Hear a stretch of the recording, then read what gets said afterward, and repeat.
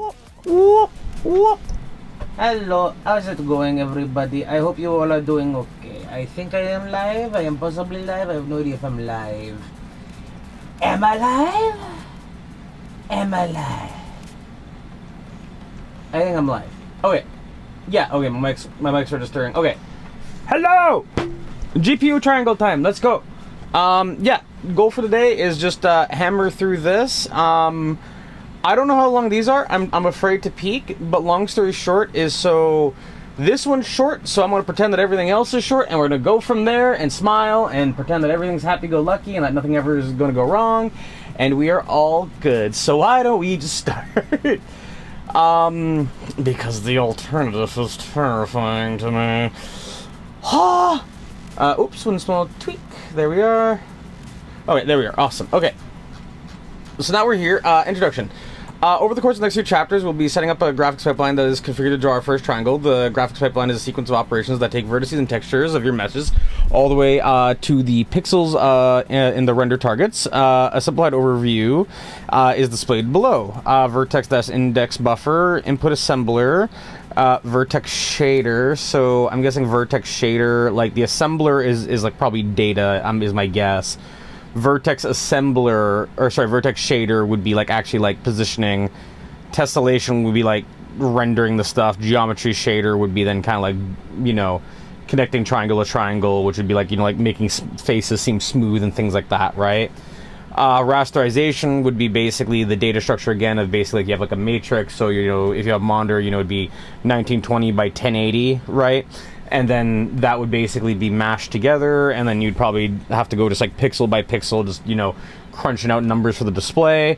Fragment shader, my guess is basically just what I mentioned, like basically where like you're starting like, you know, figure out what colors are which. And then color blending, my guess is like you would do things in later layers, right? So like, you know, like you could render like the main character or the HUD on a different layer than like, you know, the world, right? So my guess is color blending would be that step, and then frame buffers just send it to the monitor. The one thing that's interesting to me is I don't know this because I never actually looked into like any data structure for vertices, but how it goes like 0, 1, 2, and then you can see it goes like 0, 1, 2, 3. I'm curious if there's an algorithm or like some rule where it's like all triangle or like a triangle mesh or something like that is able to be like completed without like ever like, you know, colliding or whatever. So is that maybe how meshes can be stored in an array? I have no idea, but that's kind of the one thing that I'm thinking, because that's one of the ways that it can make sense to me, because I would have imagined it would have been like, you know, like 1, 2, 3 connects to, you know, 0, 2, 3 of the other triangle, if that makes sense, right? So hey, I don't know. Let's see how it goes. The input assembler collects the raw vertex data from the buffers you specify. You may also use an index buffer to repeat certain elements without having to duplicate the vertex data itself. The vertex shader is run for every vertex and generally applies transformations to vertex positions from the model space to screen space. It also passes per vertex data down the pipeline. The tessellation shaders allow you to subdivide geometry based on certain rules to increase the mesh quality. This is often used to make surfaces like brick walls and staircases look less flat when they're nearby. Wait, hold on, let me read that again. The tessellation shader allows you to divide geometry based on certain rules to increase the mesh quality. This is often used to make meshes look less like brick walls and staircases look less flat when they're nearby. I'm guessing this, like, because tessellation, if I'm correct, is like the technique where basically if things are like close to each other, I think that's what it is. I always forget the specific one, but I think it's like tessellation is the one where, no, then what the hell are you? I didn't know the name for tessellation was this. I actually had no idea. Huh. Maybe it's like okay, yeah, because the way that it sounded, it did sound like level of detail for the model, right? So maybe it's some like basic like you know, level step down type thing, if that makes sense. Because that's the only thing that I can think of. Here, let me check a thing real quickly. I just want to check a small thing. Let me check a small thing real quickly to be safe. That makes sense. That's the only thing that I can think of. Here, let me check a thing real quickly. I just want to check a small thing. Here, wait, hold on. I just realized something. I might need to adjust some sound real quickly because I didn't realize how bad the noise in the background was. So let me try and fix that. Oh, yeah, I'm sorry. I didn't realize I had all that noise going in the background. Let's see. Filters, noise suppression. Hopefully that fixes. Oh, yeah, that helps a lot. Sorry, for context, it is, like, ball melting hot right now. So, like, I need to, like, keep it basically, like, on, or else I am going to become a sweaty little pig. And I don't want to be a sweaty little pig. Let's see. The tessellation shatters like subdivide geometry. Oh, well, if I read a little bit further, that would have been helpful. Based on certain rules. No, yeah, so that is what I read. Never mind. The geometry shaders run on every primitive triangle, line, point, and can discard it or output more primitives that came in. This is similar to the tessellation shader, but more flexible. However, it is not used much in today's applications because performance is not that good on most graphics card, except for Intel's integrated GPUs. I'm guessing they're referring to tessellation. So, to me, what that sounds like is it sounds like to me almost what they're doing is... Let me pull up Krita for 2 seconds because this will make sense with Krita in like 20 seconds, right? So we'll do new image, we'll do not high res, we'll do like 30, 20... by like 180 because I like the pixel look. It's fun. It's fun.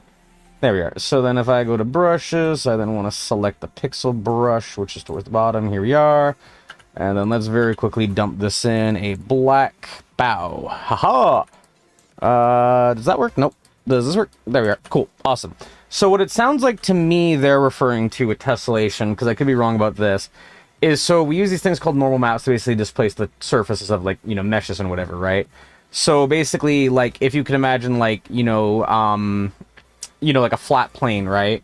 Because that's, like, the easiest thing to render effectively. I might have, like, something that wants me to bump like this, but this bump right here might only be, like, like 1 millimeter, right? Like a pretty small measurement. Like, I think a millimeter is 1,000th of an inch, if I'm correct. Or not 1,000th of an inch. 1 millimeter is like 1,000th of a meter, which is like 1,000th of a yard, right?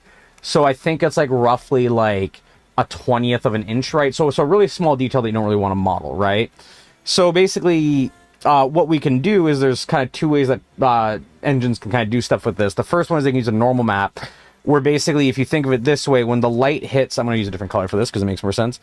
If I have, say, like, the light come down and hit right here, well, it'll be like it's pretending to hit, like, here, so it'll want to bounce off, right?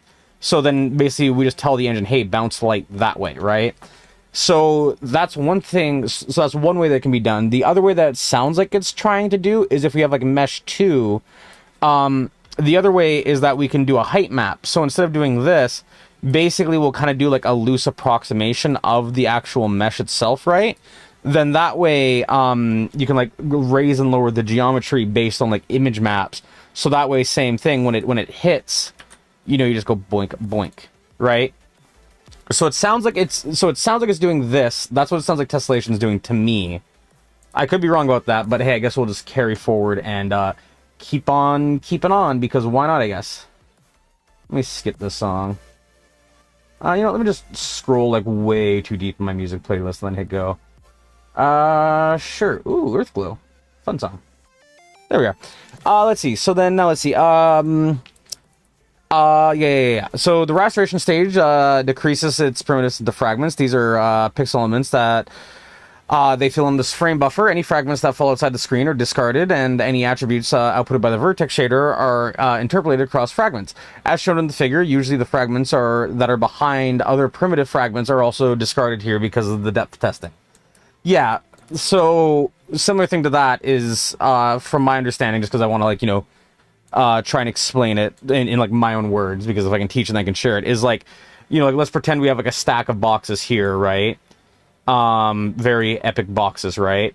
What it sounds like to me is like, hey, if there's like a wall like here, this box like right here isn't going to be visible at all, right? So there's no point in rendering it. So if that's the case, we might as well just discard this box, right? Like, there's no point in rendering it, right? That's what it sounds like to me. Let's see. The fragment shader is invoked for every fragment that survives and determines which frame buffers are the fragments are written to and which color and depth values. It can be used for the interpolated data from the vertex shader, which can include things like texture coordinates and normals for lighting. Yeah, so that's the normal thing that I was referring to way before. So it sounds like the normal thing I was referring to here. It sounds like, whoops, can't draw right now. It sounds like this right here is like a step 1, right? And then step, 7, 5, whatever it is, would be like here, right? So, ellipses. Come on, ellipses, there we are. But yeah, then it's like ellipses, right? So that's what it sounds like to me. So let's keep going. The color blending stage applies operations to mix different fragments to the map at the same pixel frame buffer. Fragments can simply overwrite each other, add up, or be mixed based on transparency. That makes sense. Stages with the green colors are known as fixed function stages. These stages allow you to tweak their operations using parameters, but the way they work is predefined. Stages with an orange color, on the other hand, are programmable. This means that you could upload your own code to the graphics card to apply externally to apply exactly the operations you want. This allows you to use fragment shaders, for example, to implement anything from texturing and lighting to ray tracers. These programs run on many GPU cores simultaneously to process many objects, like vertices and fragments in parallel. Yeah, so to I guess share for anybody wondering why GPU programming matters.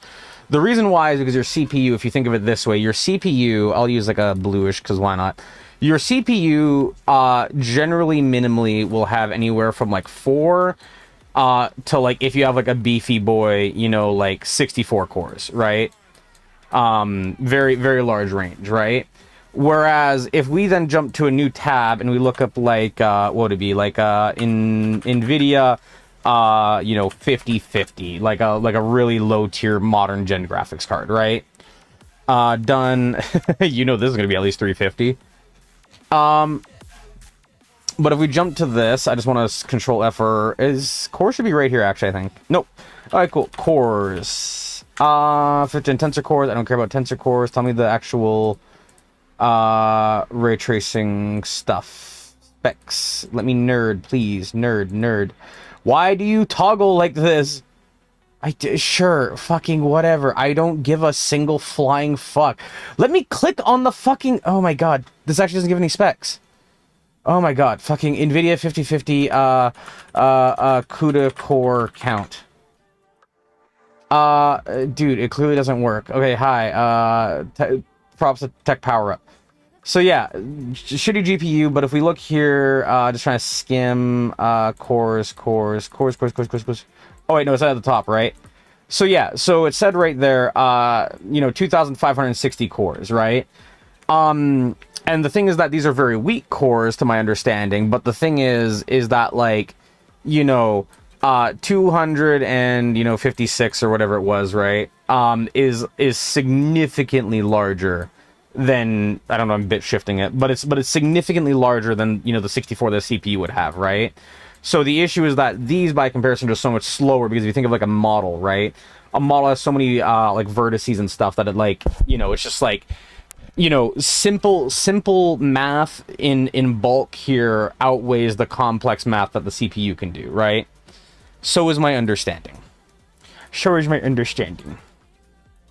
I like how it specifically tells you even 1440p is rough.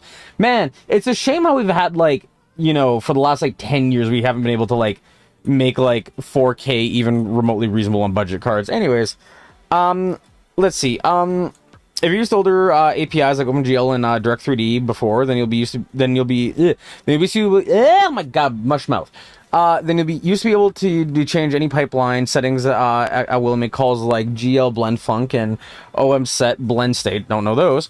The graphics pipeline in Vulkan is almost completely immutable, so you must recreate a pipeline from scratch if you want to change shaders, bind different frame buffers, or change the blend function.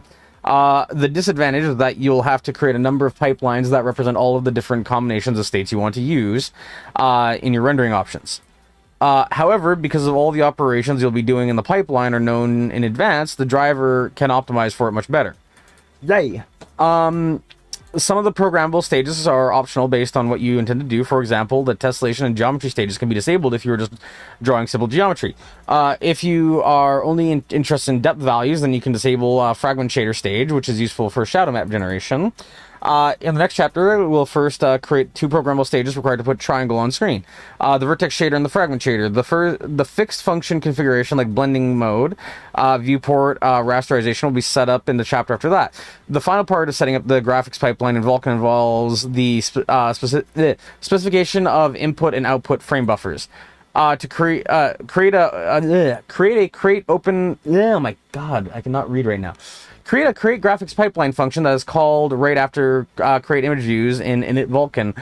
We'll work on this function throughout the following chapters. Okay, so let's just jump to NVim real quickly. So after init Vulkan, create graphics pipeline, and it's a void function. Oh yeah, I forgot to do this. So let's do a quick make. Okay, Vulkan's up to date. /Vulkan test. Boink. Alright, that looks like it ran with no issues. Awesome. So then we'll neovim into here. We'll go into here. We'll do init Vulkan. We'll go to the definition here. Cannot find file init Vulkan path. Well, it isn't a file. Init. Oh my gosh. Init. Oh my god, not Vulkan. Vulkan. Oh, Vulkan. There we go.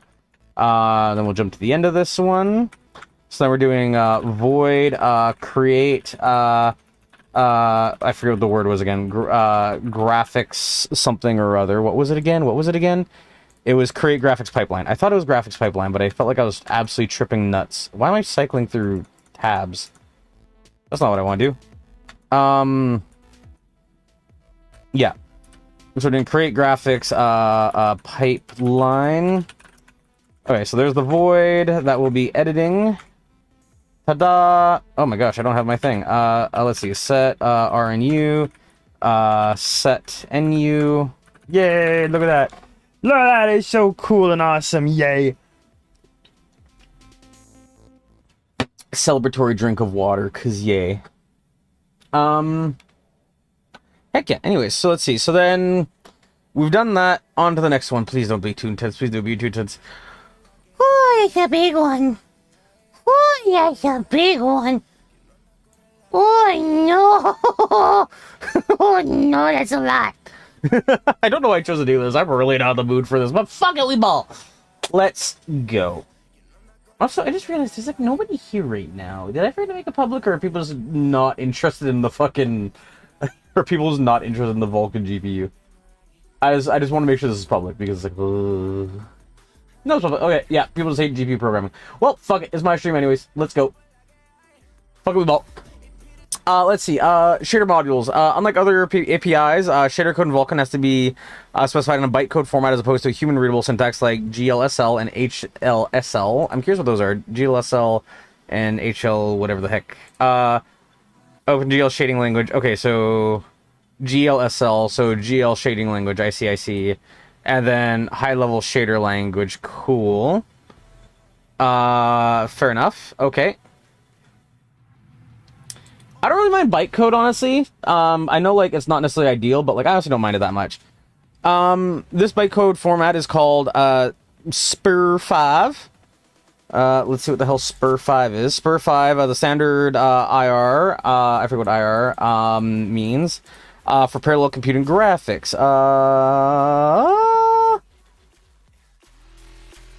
Oh, no.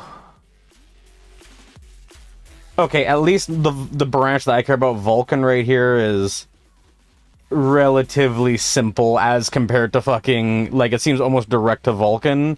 I was looking at, like, this, and I'm like, oh no. Oh no.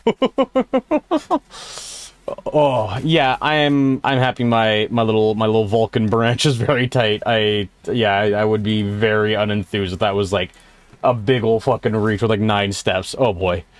And is designed to be used with both the Vulkan and OpenCL, both Chronos APIs. It is a format that can be used to write graphics and compute shaders, but we will focus on the shaders using Vulkan's graphics pipeline for this tutorial.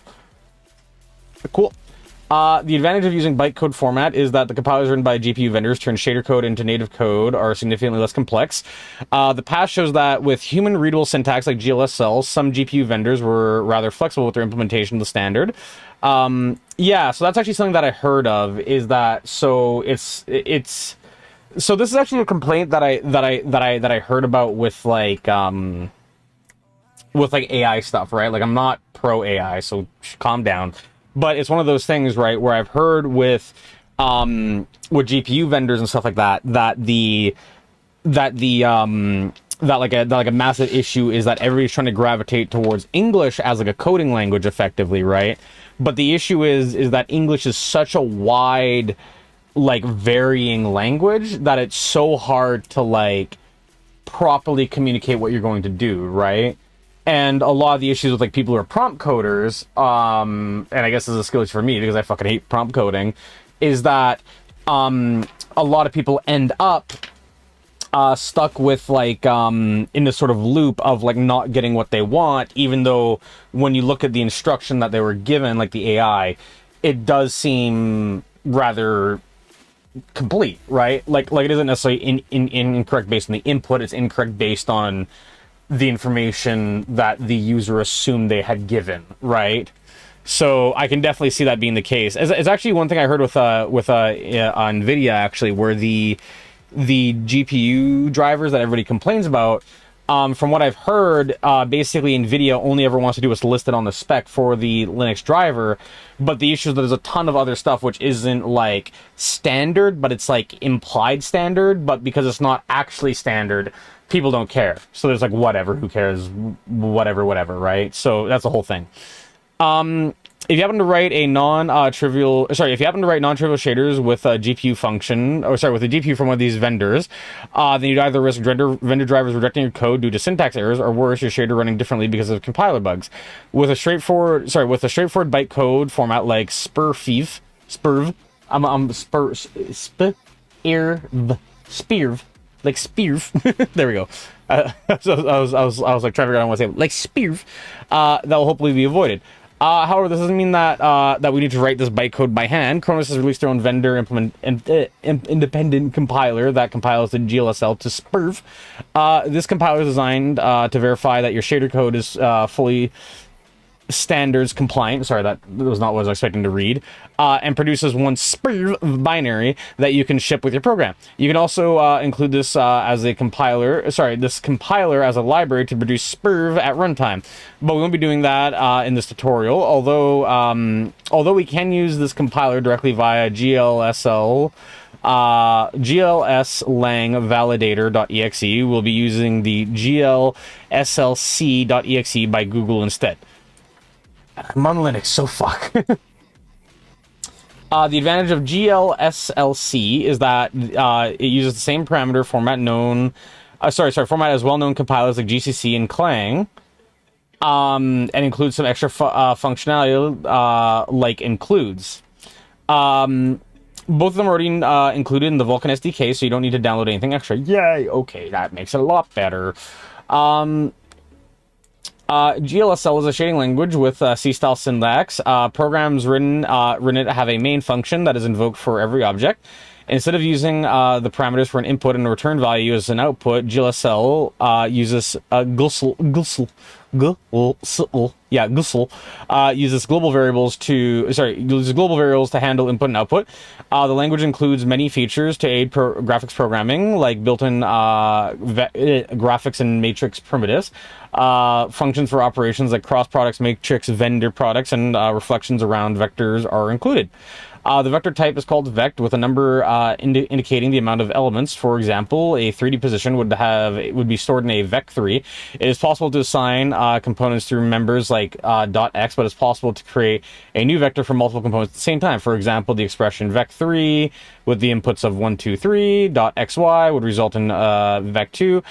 The constructors of the vectors can also take combinations of vector objects and scalar values. For example, a vector3 can be constructed with a vec3, vec2, 1, 2, dit, and then 3.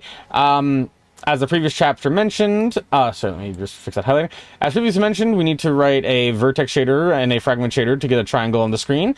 The next two sections will cover the GLSL code for each one of those, and after that I'll show you how to produce the two spirv binaries and load them into the program.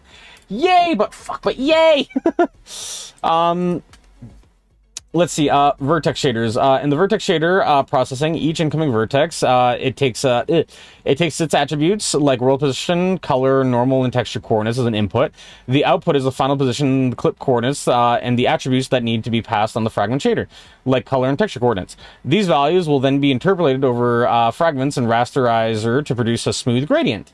Yeah, so this is the thing where it's like the idea is that right now, I believe what the sort of goal is that if we have, you know, let's go for white here. If we have like point A, point B, and point C, what we're basically going to be doing is we're going to assign like, you know, red to position 0, right? Whoops, let me fix that.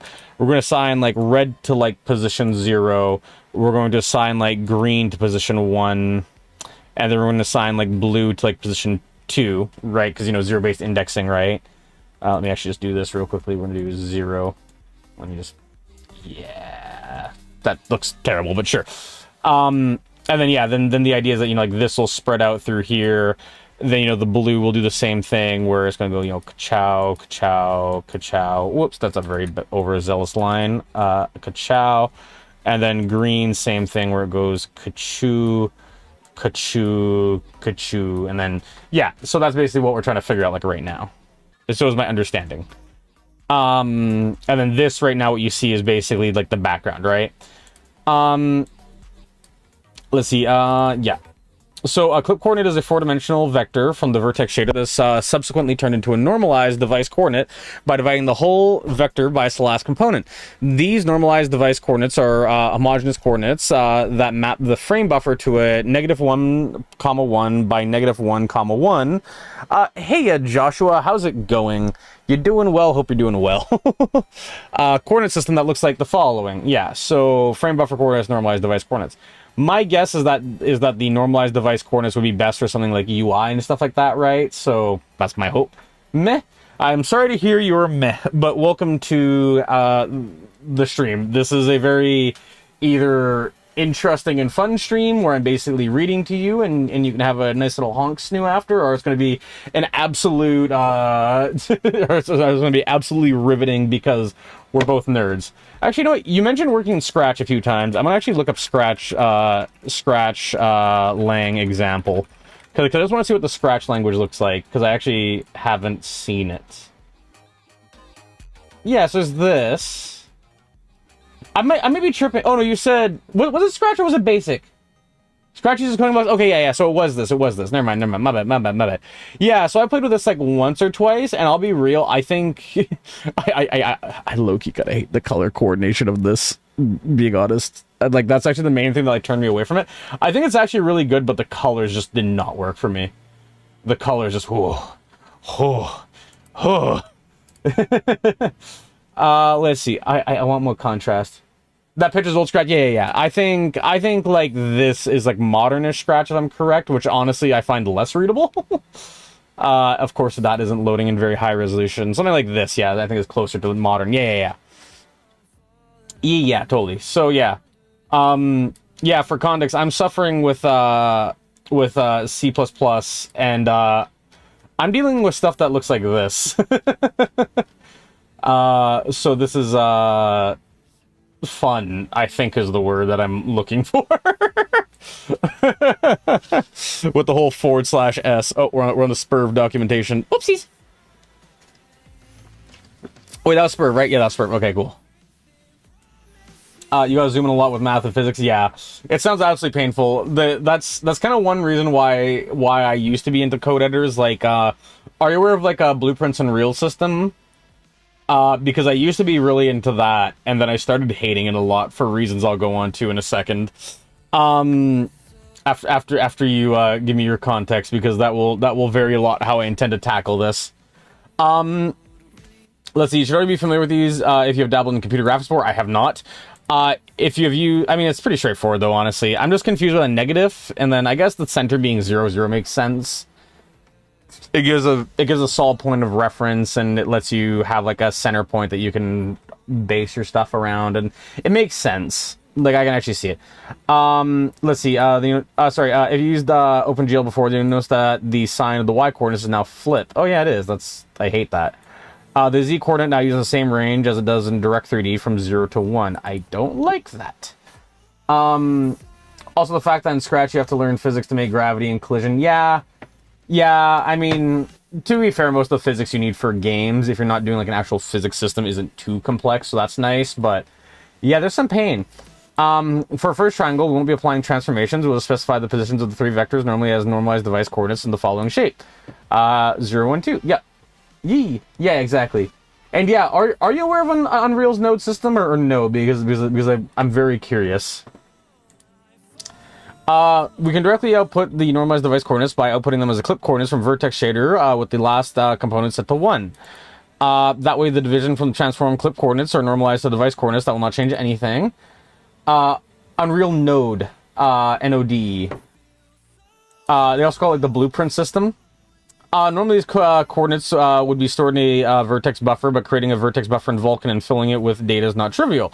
Therefore, I've decided to postpone that until after we've had the satisfaction of seeing a triangle pop up on screen. We're going to do something like a little unorthodox in the meanwhile, including the coordinates directly inside the vertex shader, so the code looks like this. Okay, that's fair enough. Oh yeah, nodes, yeah, so I guess just for anybody else watching this now or in the future is Unreal blueprints, I guess. aka called a node, yeah. So this is the system I'm like talking about. So like red is basically the beginning of a function, right? And then, you know, branch is like an if statement, equals is like making sure that they're the same, right? And stuff like that, right? The main issue is with the node system is that there's a lot of issues. Like for instance, they don't have like a smooth switch, if that makes sense. So like if you want to basically keep like if you want to make like a dictionary of variables, oh, it's a pain. Maybe I just mess it up, but I'm pretty sure a dictionary is just not a thing. Yeah, you basically just have to have 2 arrays and then just mirror those arrays. You make a lot of nodes in Blender, a lot. Yeah, that tracks. It's normal to see code nodes for textures. Oh yeah. No, I'm well aware of that. I'm just also saying it's like,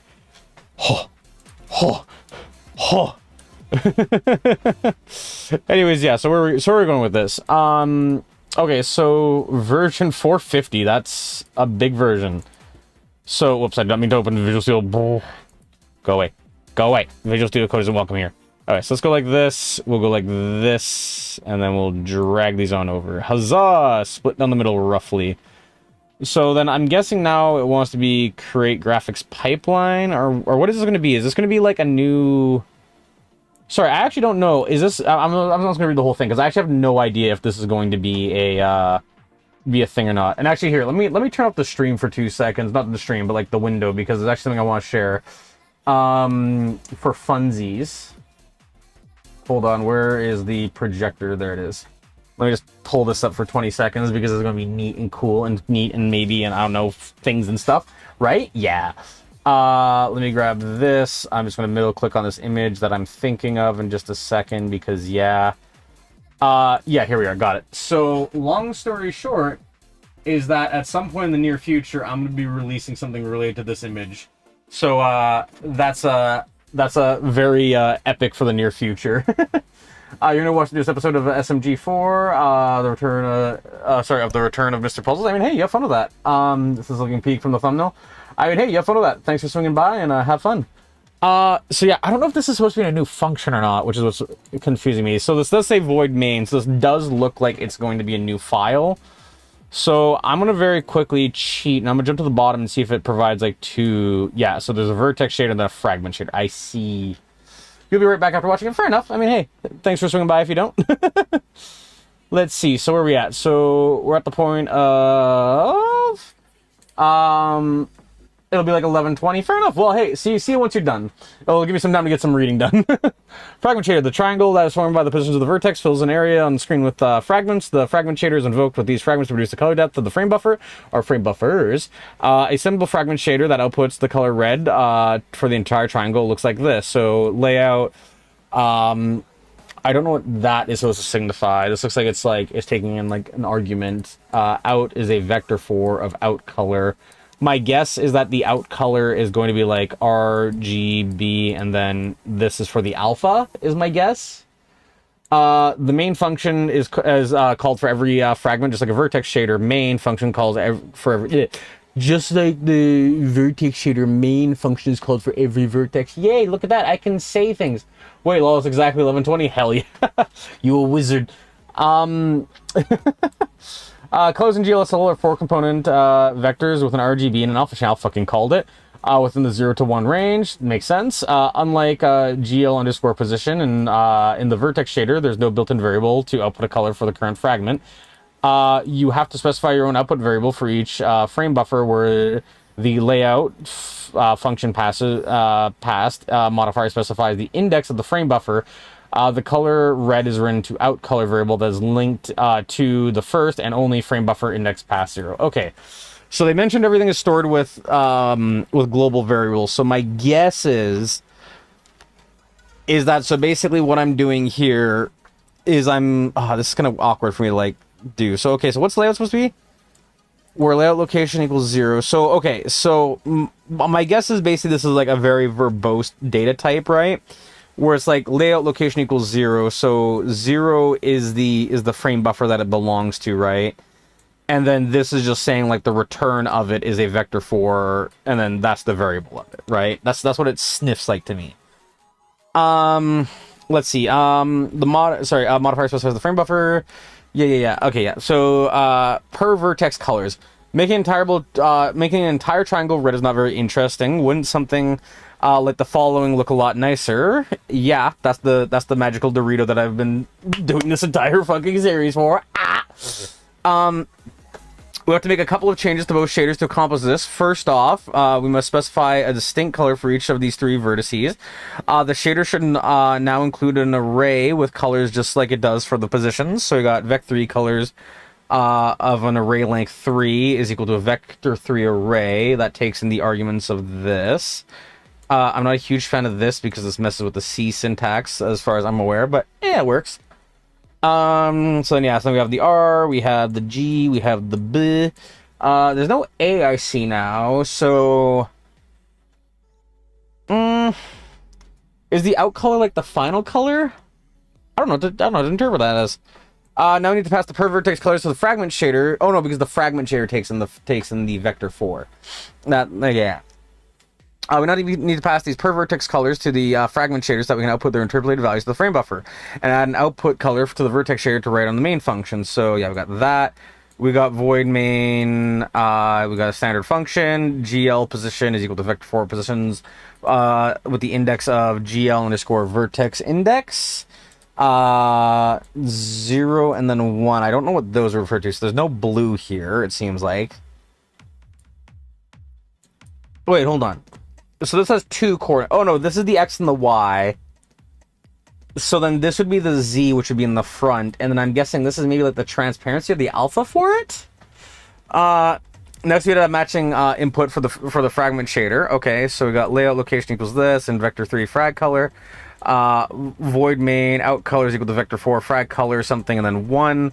Again, my guess is 1 is for like the alpha of it, right? So if I wanted to do like something like semi-transparent or whatever, then that's how I would do it, right? So is my guess.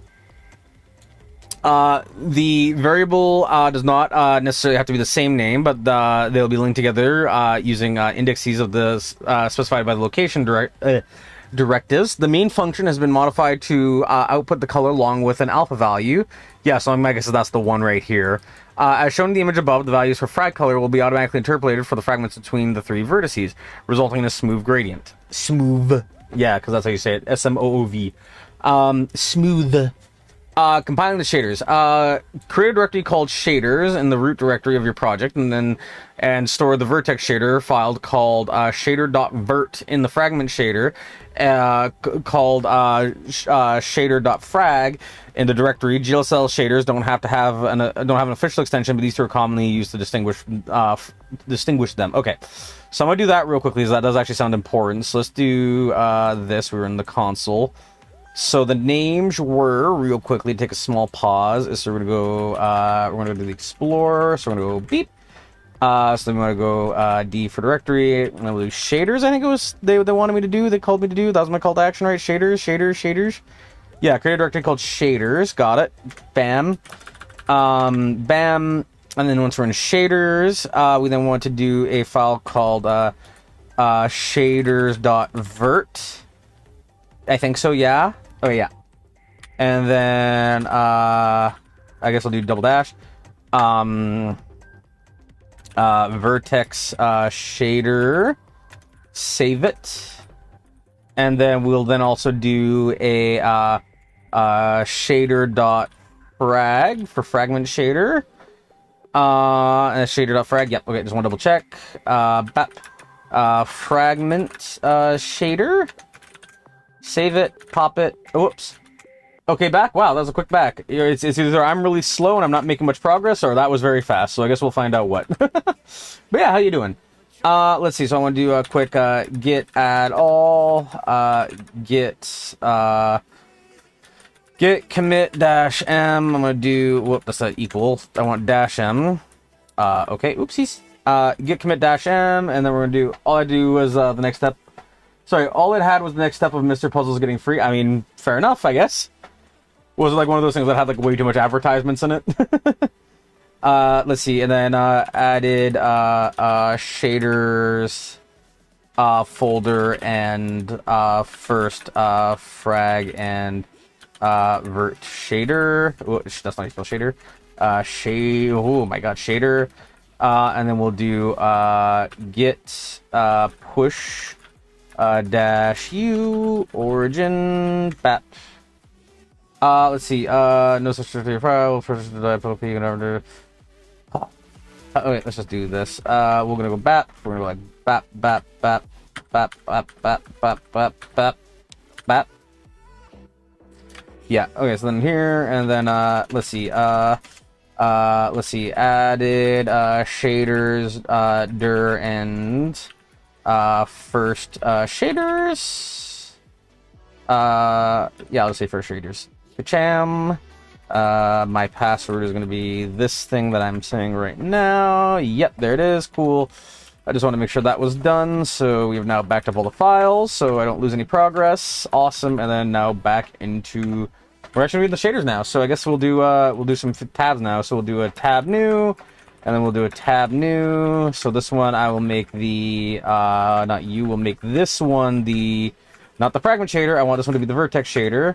We're gonna go to the second tab. We're gonna make this one the fragment shader, and then we're gonna have this one just be the normal main function. There we are. Awesome. Let's see. Oh yeah, little hints of what will happen. Sorry. Let's see. And Meggie had been a lawyer for my puzzle to stop Mr. Puzzles from getting sent to death. Fair enough. So yeah, little hints of what will happen in the next episode. Fair enough. I'm betting Thump is going to be the true villain. I have no idea what you're talking about, so I'll smile and nod and go, uh-huh. Because that's all I can do. Because I am stupid and uncultured and lame and boring and lame.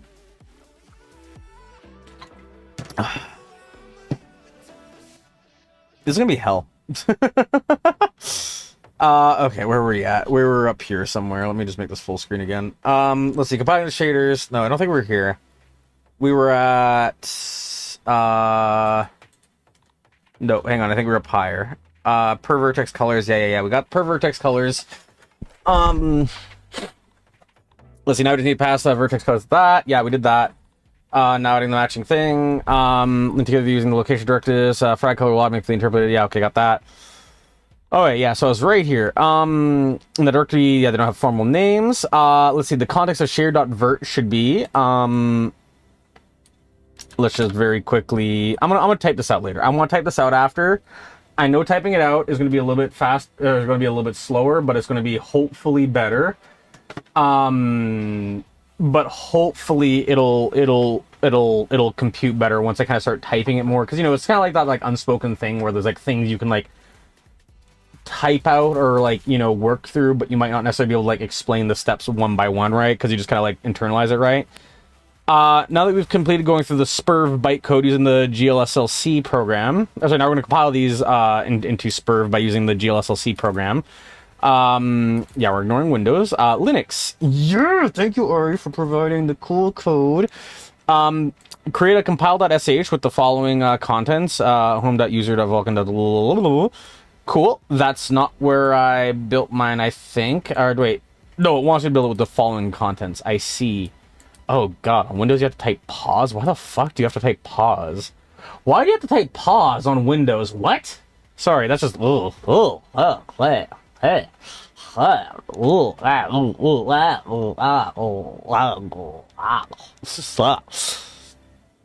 Let's see, replace the path to GLSLC with the path where you installed the Vulkan SDK. Make sure the script executable with...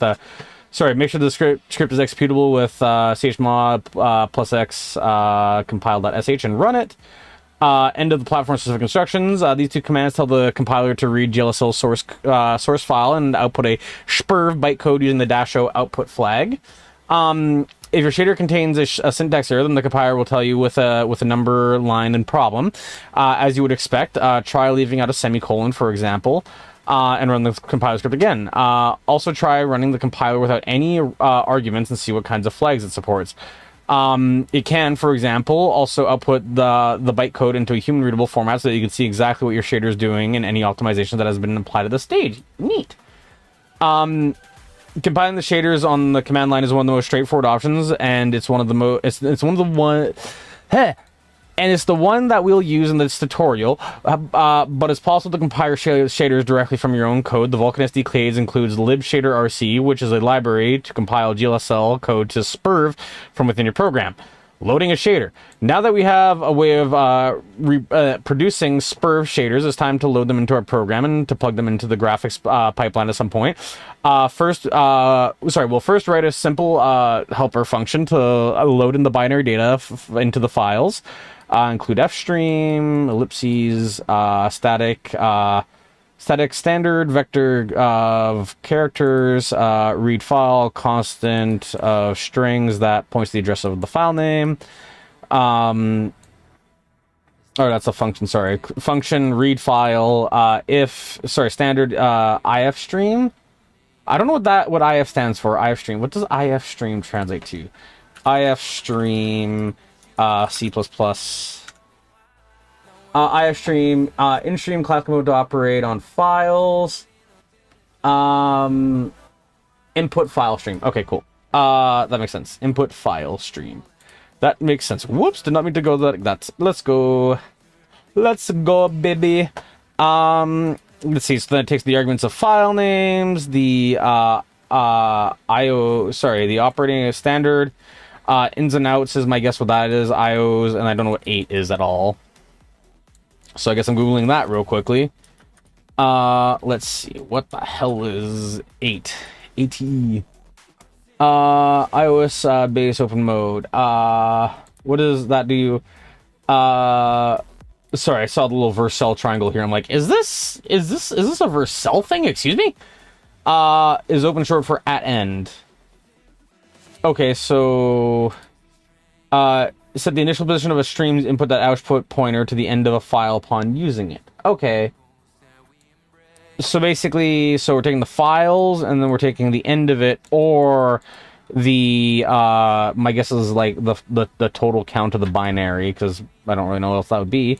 If the file is not open, throw an error, which is, hey, can't open the file because something is wrong here. The read file function will read all the bytes from the specific file and return them in a byte array managed by standard vector. We'll start by opening the file with the two flags. 8, start by reading the end of the file. Should have waited a second. Binary, read the file as binary file. Avoid text transforms. Hola Soyweed. Hey, XZ, how's it going? We're doing supreme nerd shit, so I guess calling me Soyweed is surprisingly on point. The advantage of starting to read the file at the end is that we can use the read position to determine the size of the file and allocate a buffer. So size T, file size T, file.telg. I don't know what telg is. Standard vector of characters, buffer size is equal to the file size. Nerd, oh yeah, extremely. Like, this is literally GPU programming. What I'm trying to do is literally tell the GPU to render like one of these with like the lowest level thing that I can do that isn't vendor specific. so that's the level of nerd shit that we're on. Like we are literally trying to go like, hardcore code. Let's see. So we got that. Let's see. After that, we can seek back to the beginning of the file and read all the bytes at once. Seek file G, file.read, buffer.data, file size, and finally close the file and return the bytes. File.close, return buffer. Now we'll call this function from create graphics pipeline to load the byte code of the two shaders. Void create graphics pipeline auto vert shade code equals, you know, read the you know, shaders.vert. And then the shader code, which is going to be that. I've never seen a furry nerd. Have you not? Am I the first? I shouldn't be the first because we're very common, but I mean, hey, I guess happy to be your first. That's some wording. That's some cursed wording, actually. Fucking holy shit. Yep, you're... Oh, no, I definitely am. Oh, sorry, never mind. I was saying that the wrong direction. Yeah, no, I mean, there's this joke, which, here, you know, let me turn up the screen share for 2 seconds, because anytime you search the word furry, there's immediately, like, a fucking, like, 50% chance your stream gets nuked. Let me just search this real quickly, because I wanna make sure the screen is sanitary. All those images are good, all those images are good, all those images are good. Oh, yeah, here we are. Okay, here we are. Yeah, here's the meme. You ready? So this is the meme, right? Hey, Joshua, welcome back. Just sharing a quick meme, which is Eggsy was basically like, oh yeah, you're the first furry nerd that, like, I know. And it's like, okay, well, here's why I'm so confused. So many furs on one flight, tag them if you know them, and then, you know, it's a bunch of retweeting, whatever. And it's like, I object to that many furries being on the same airplane, because if there was an accident, it could basically cripple the American IT industry in an instant. You want Twisted Metal Vor? Oh, it exists. I promise you, there is somebody who has drawn, like, Sweet Tooth, like, voring somebody. That is a promise. That is a promise. Let's see. Where are we going from here? So let's see. Create shader models. Before we pass the code into the pipeline, we have to wrap it in a VK shader module object. Let's create a helper function. Create shader module to do that. VK shader module, create shader module. That is a constant standard vector character that points to the address of the code. Let's see. The function will take a buffer. I don't know if this is supposed to be in... I don't know if this is supposed to be in the... what do you call it? In the, like, in which file this is supposed to exist. I'm guessing because I see standard, this is supposed to be the main file. Like the C++ main, whatever, but I have no fucking idea. The function will take in the buffer of bytecodes as a parameter and create a VK shader module from it. Creating a shader module is simple. We only need to specify a pointer to the buffer with the bytecode and the length of it. This information is specified with the VK shader module create info structure. The one catch is that the size of the bytecode is specified in bytes, but the bytecode pointer is a uint32 underscore t pointer rather than a char pointer. Hey, Calypso, I wish I have a belly. Calypso, fuck no. That sounds... Yeah, that sounds like some curse shit. I'll put it that way. Just, I want to feel you in my belly all squirming, and, Honestly, I've never gotten Vor. I've honestly never gotten it. I've never understood it. It's like, no hate to, like, y'all that into it, but genuinely, I have just never been able to understand it. It's been like one of those things where, like, you know, like there's like a good handful of, like, stuff where it's like, you know, like glance and be like, yeah, you know, like, not for me, but I can, like, maybe see the appeal, right? That's just like, Also, I have no idea where my phone is. Here, give me a second. I actually have no idea where my phone is. Let's see, where the frick did he? Let's see, give me just a second. Find my my phone. It's apparently somewhere here, so that's cool. Play sound. I'm listening.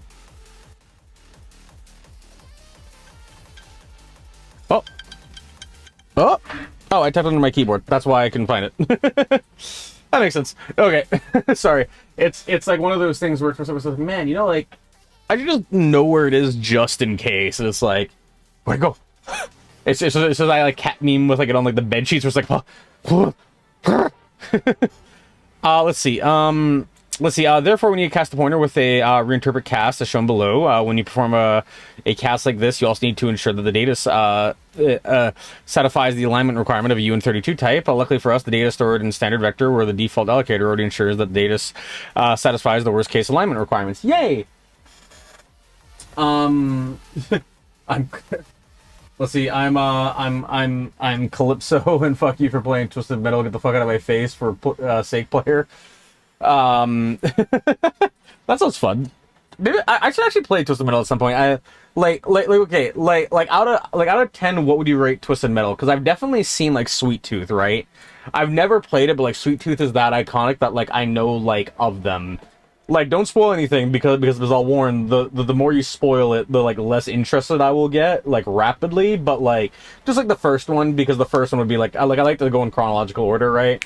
I like to kind of go in order so I have like a sense of what's happening, you know, instead of being like, oh. So yeah, tell me if you think it's worth like playing or emulating or whatever. PS1 or whatever the first one is. I honestly have no idea. Let's see.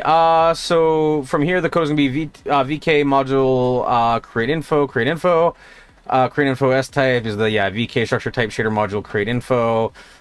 Create info code size is equal to code size. Create info p code is going to be equal to reinterpret cast of a const UNI32 type. Code data. Yeah, so this is going to be an absolute nightmare to like try and dig through. So there's going to be definitely some referencing the source files for this. Let's see. The VK shader module can then be created with a call to VK create shader module. VK module shader module if VK create shader module device address of create info null pointer and shader module is not equal to VK success, throw an error. The parameters are the same as those given in the previous object creation functions. The logical device pointer to create to some structure, optional pointer to custom allocators and handle the output variable.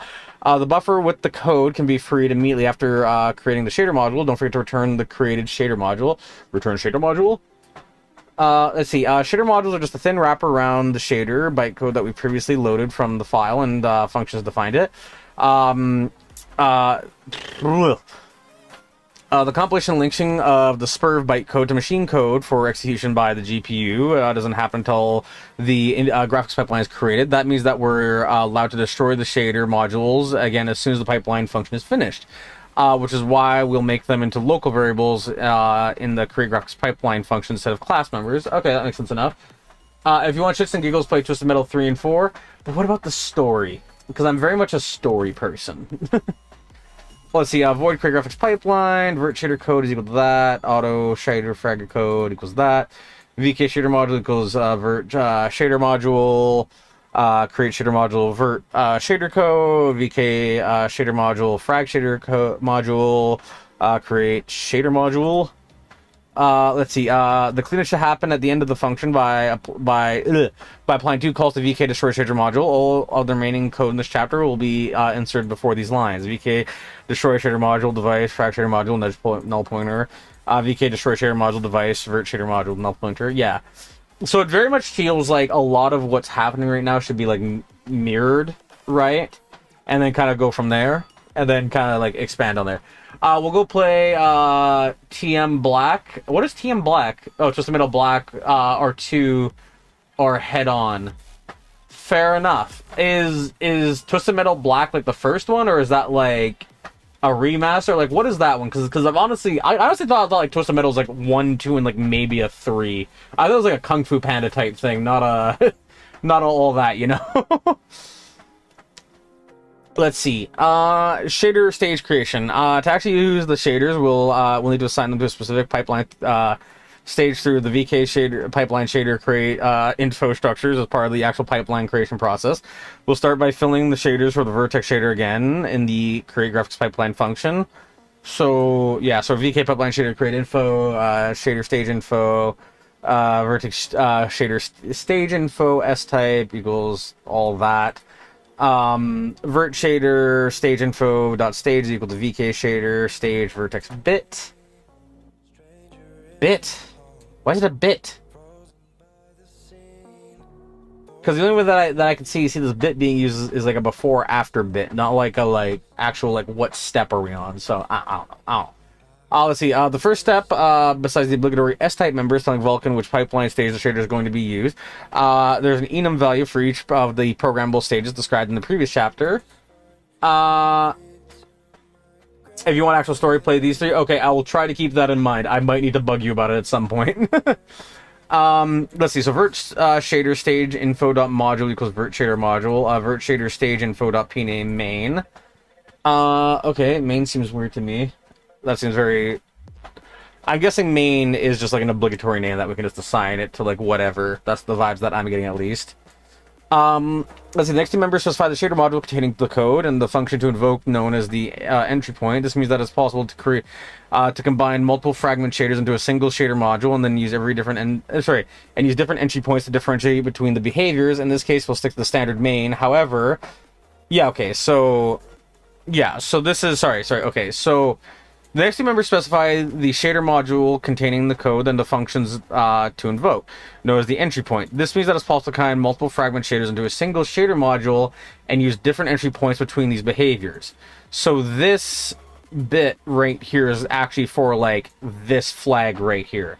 So once this happens or has happened, it will, or starts happening, it'll toggle this bit is my guess.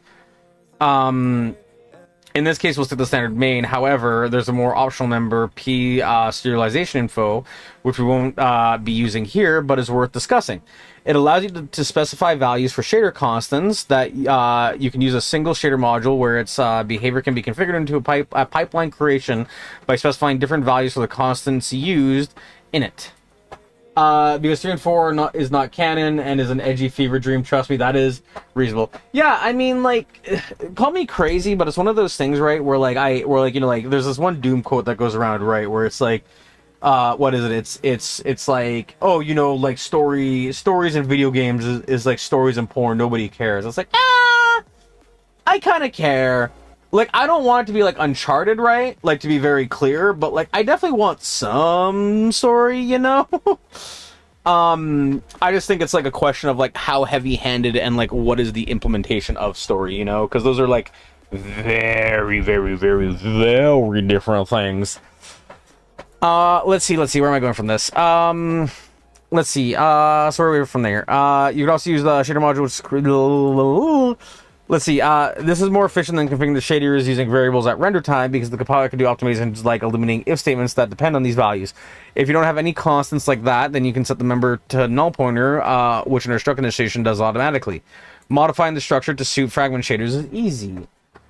Trust me, it's fucking nonsense. I'm guessing you're talking about the story, and I'm sure it is, but I still like some unhinged, BS to base the fallacy on, Modifying the suit shader fragments is easy. So yeah, so we got VK pipelines, create info, create shader info.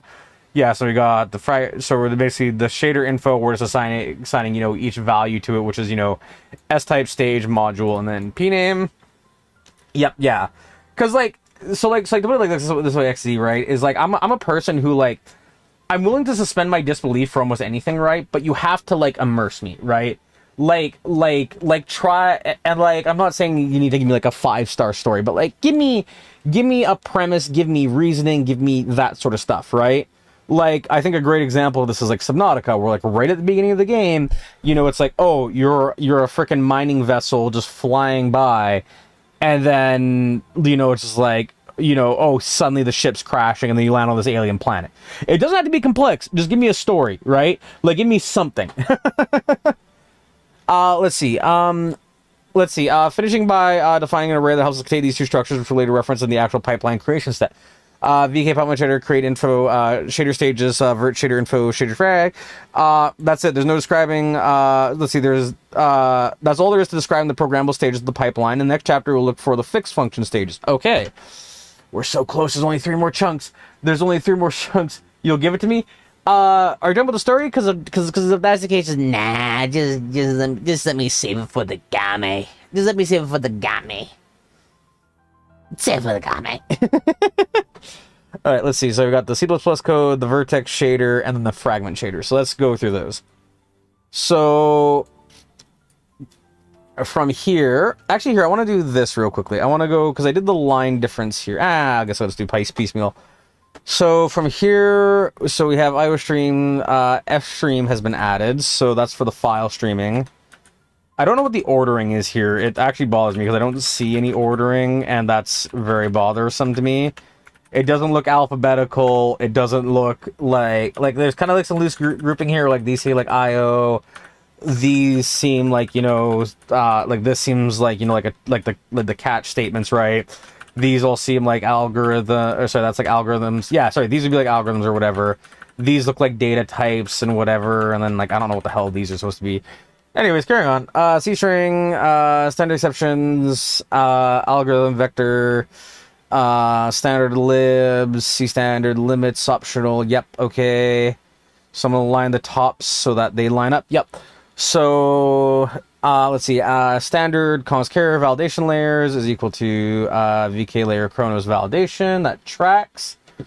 Standard. I'm gonna try and get this at the top again. Yeah, there we are.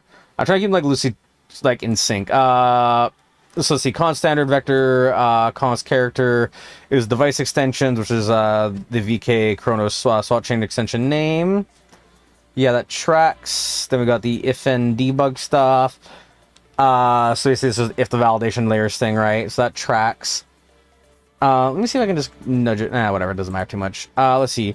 VK create debug utils messenger exit VK. Yeah, I think all this hasn't been touched, so I'm just gonna skip over that. VK destroy utils. Yeah, so we don't care about that. So we got the Q family indices. Those seem to be one-to-one as well. Q family indices standard optional UN32 type. Graphics family, no template, but it compiles, so who cares? Bool is complete. Yep, that tracks. If you're gonna make a stream about it, about any Twisted Metal game, make me a guest on your stream to help you. You see, I like going blind and just struggling because if I get help, then it makes things boring. Like, I'm a person who is adamantly against any sort of guides. In fact, actually, the game that I'm currently developing on the side of this with Godot, however you want to say it, I'm pronouncing it, I believe it's endotrinsically, is literally meant to be walkthrough proof. Like, the only thing the walkthrough will tell you is basically what you could figure out in game. Like, that's the level that I enjoy of a game. And yeah, because I'm an absolute piece of shit. Let's see. We've got the Q family indices. Yeah, those are good. So we got the something around the swap chain details, struct swap chain support details, VK service compatibilities Chronos, compatibilities, standard vector, VK surface format Chronos formats. Okay, yeah. I mean, like, it's nothing against you, to be very clear. It's legitimately just one of those things where it's like, I like to go in fucking blind, right? Like, I don't like spoilers. I don't like tutorials. I don't like help.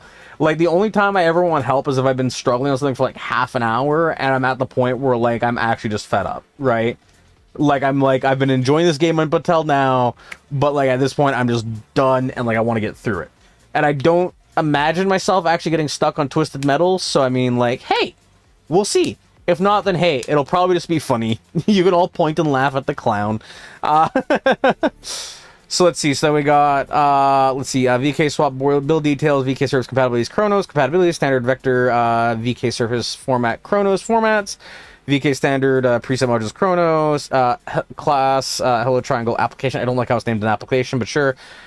So we got void, run, init window, init vulkan, main loop cleanup. Those are all the same. So then we're on to the private stuff now. Yep. Whoops. Yeah, so I'm just going to go here because these are basically the same. So I got the GLFW window, VK instance, VK debug utils messenger exit, debug messenger, VK service Chronos, VK service Chronos. Then after that we got VK physical device. Physical device equals VK null handle. VK device is equal to device. VK queue, graphics queue, VK queue, present queue, queue. VK swap chain, Chronos is swap chain. Let's see, standard vectors, VK image, which is a swap chain images, VK format, swap chain image format. VK extend 2D, swap chain extend, VK vector, VK image view, swap chain image views. Okay, so those all seem to be the same for now. I'm going over this because one of the things too is that like as it goes, it's like I get to loop and loop and loop and loop, right? And then it kind of gets me more used to the code. Let's see. Let's see. You just want to be a guest in any next stream, XD? that's completely fair. So what I'll share with that is that so what I try and do is basically the way that I do it is generally before anyone hops on stream, I generally have a little bit of like a vet with them, right? And you know, it's a bunch of like whatevers because there's a lot of people who are like, you know, not stream appropriate, so it's a fun thing where like first off I vet them off stream. Generally the Discord server is the way to do that if I'm ever in like a public call, right? It's a vibe check, right? And then the second thing is that it's like I kind of have like traditions going, if that makes sense, right? So for instance, like Sonic games are like a me and Bubs thing, right? Hey Cody, welcome. We're doing Supreme Nerd shit right now. Well, I also explain my like loose policies on stream guests, right? And then yeah, so then the other thing is related to the whole XZ dies of spook. You did it, Cody. They have perished. How do you feel about yourself? How do you feel about killing a poor innocent XZ? But yeah, and then the second thing that I was gonna say is that like yeah, so like I have like traditions with like streams, right? So like, you know, again the whole Sonic thing is like I don't normally do cooperative streams, right? My main thing is just you know mainly a grind thing, or not grind thing. What am I trying to think of? It's a God, I can't think of the term right now for it. What's it called? It's a tradition. There we go. And then as for like you know, streams where new people come on, that's generally like a public stream, right? So like for instance, I have like a Minecraft server that I am paying for, Cry. Which you know is like a public Minecraft server, so have fun, do whatever chaos you wish for. Or like sometimes we'll do like Jackbox streams and things like that, right? So that's kind of those are kind of the opportunities where like I let new people on, right? And then yeah, that's just kind of the vibe. Mucho texto, yeah, lots of blurb. Let's see. You're just chilling for a bit before you hang out with a friend. Nice. I hope that goes well. Finally have a form of body count. Hell yeah. Hopefully Pop Goes isn't too enraging because hey, I might have a form of body count as well at that point. I don't know. We'll see how it goes. I am excited for Pop Goes, but I'm also slightly terrified. Oh shit! I also need to like crawl into our DMs, Cody, and like fucking download that model because I haven't done that yet. So it's like, oh shit, that's the thing I should do before Mega Drive nukes it or whatever.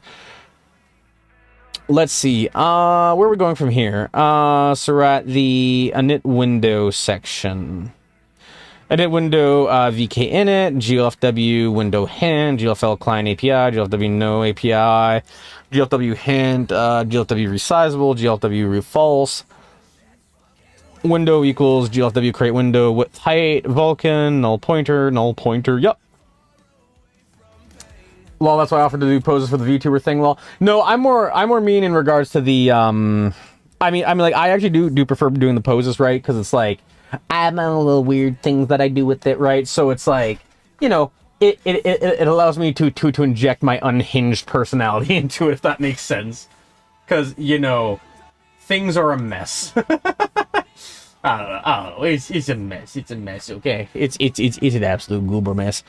Let's see. So then where are we at? So we got VK Vulkan, create graphics pipeline. So yes, we got create instance, set debug messenger, create surface, pick physical device, create logical device, create swap chain, create image views, and create graphics pipeline. So there's a discrepancy. Create oh my gosh, graphics pipeline. Whoop, that's not supposed to be D. There we are. Let's see, but in my opinion, Pop Goes Arcade is more fun than my Pop Goes, but it should be fun. Yeah, I mean, like, I'm sure you can tell this by me playing, you know, Sonic games and shit. Like, I'm generally pretty open when it comes to, you know, like, games and subject matter, right? So, like, I'm not going to come into it with the aspect of, like, hating on it, right? So, like, as long as the game design isn't dog shit, I intend to have fun with it. Because, believe it or not, I don't like having a bad time. Like, that isn't my intent. Like, if I'm already locked into something, I try to commit to, like, sticking it through, right? But, yeah, it's fun, right? Let's see. So, we got, VK main loop. Oh, God. Well, oh, yeah, we're on VK main loop now. VK main loop. So, there's the create graphics pipeline thing that we've done, but that isn't in the same place. So what I'm gonna do is I'm just gonna go, yeah, so we got the main loop. Why is it hit Vulkan? Yeah, I got main loop, which is something else entirely.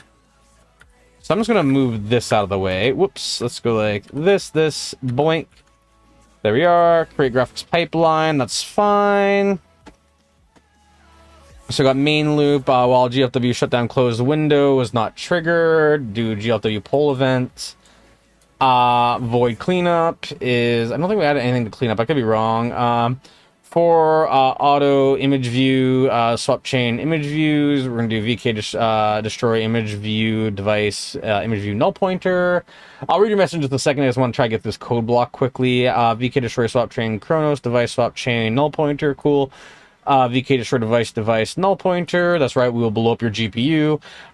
If enable validation layers is true, then destroy debug utils messenger extension, instance debug messenger, and null pointer.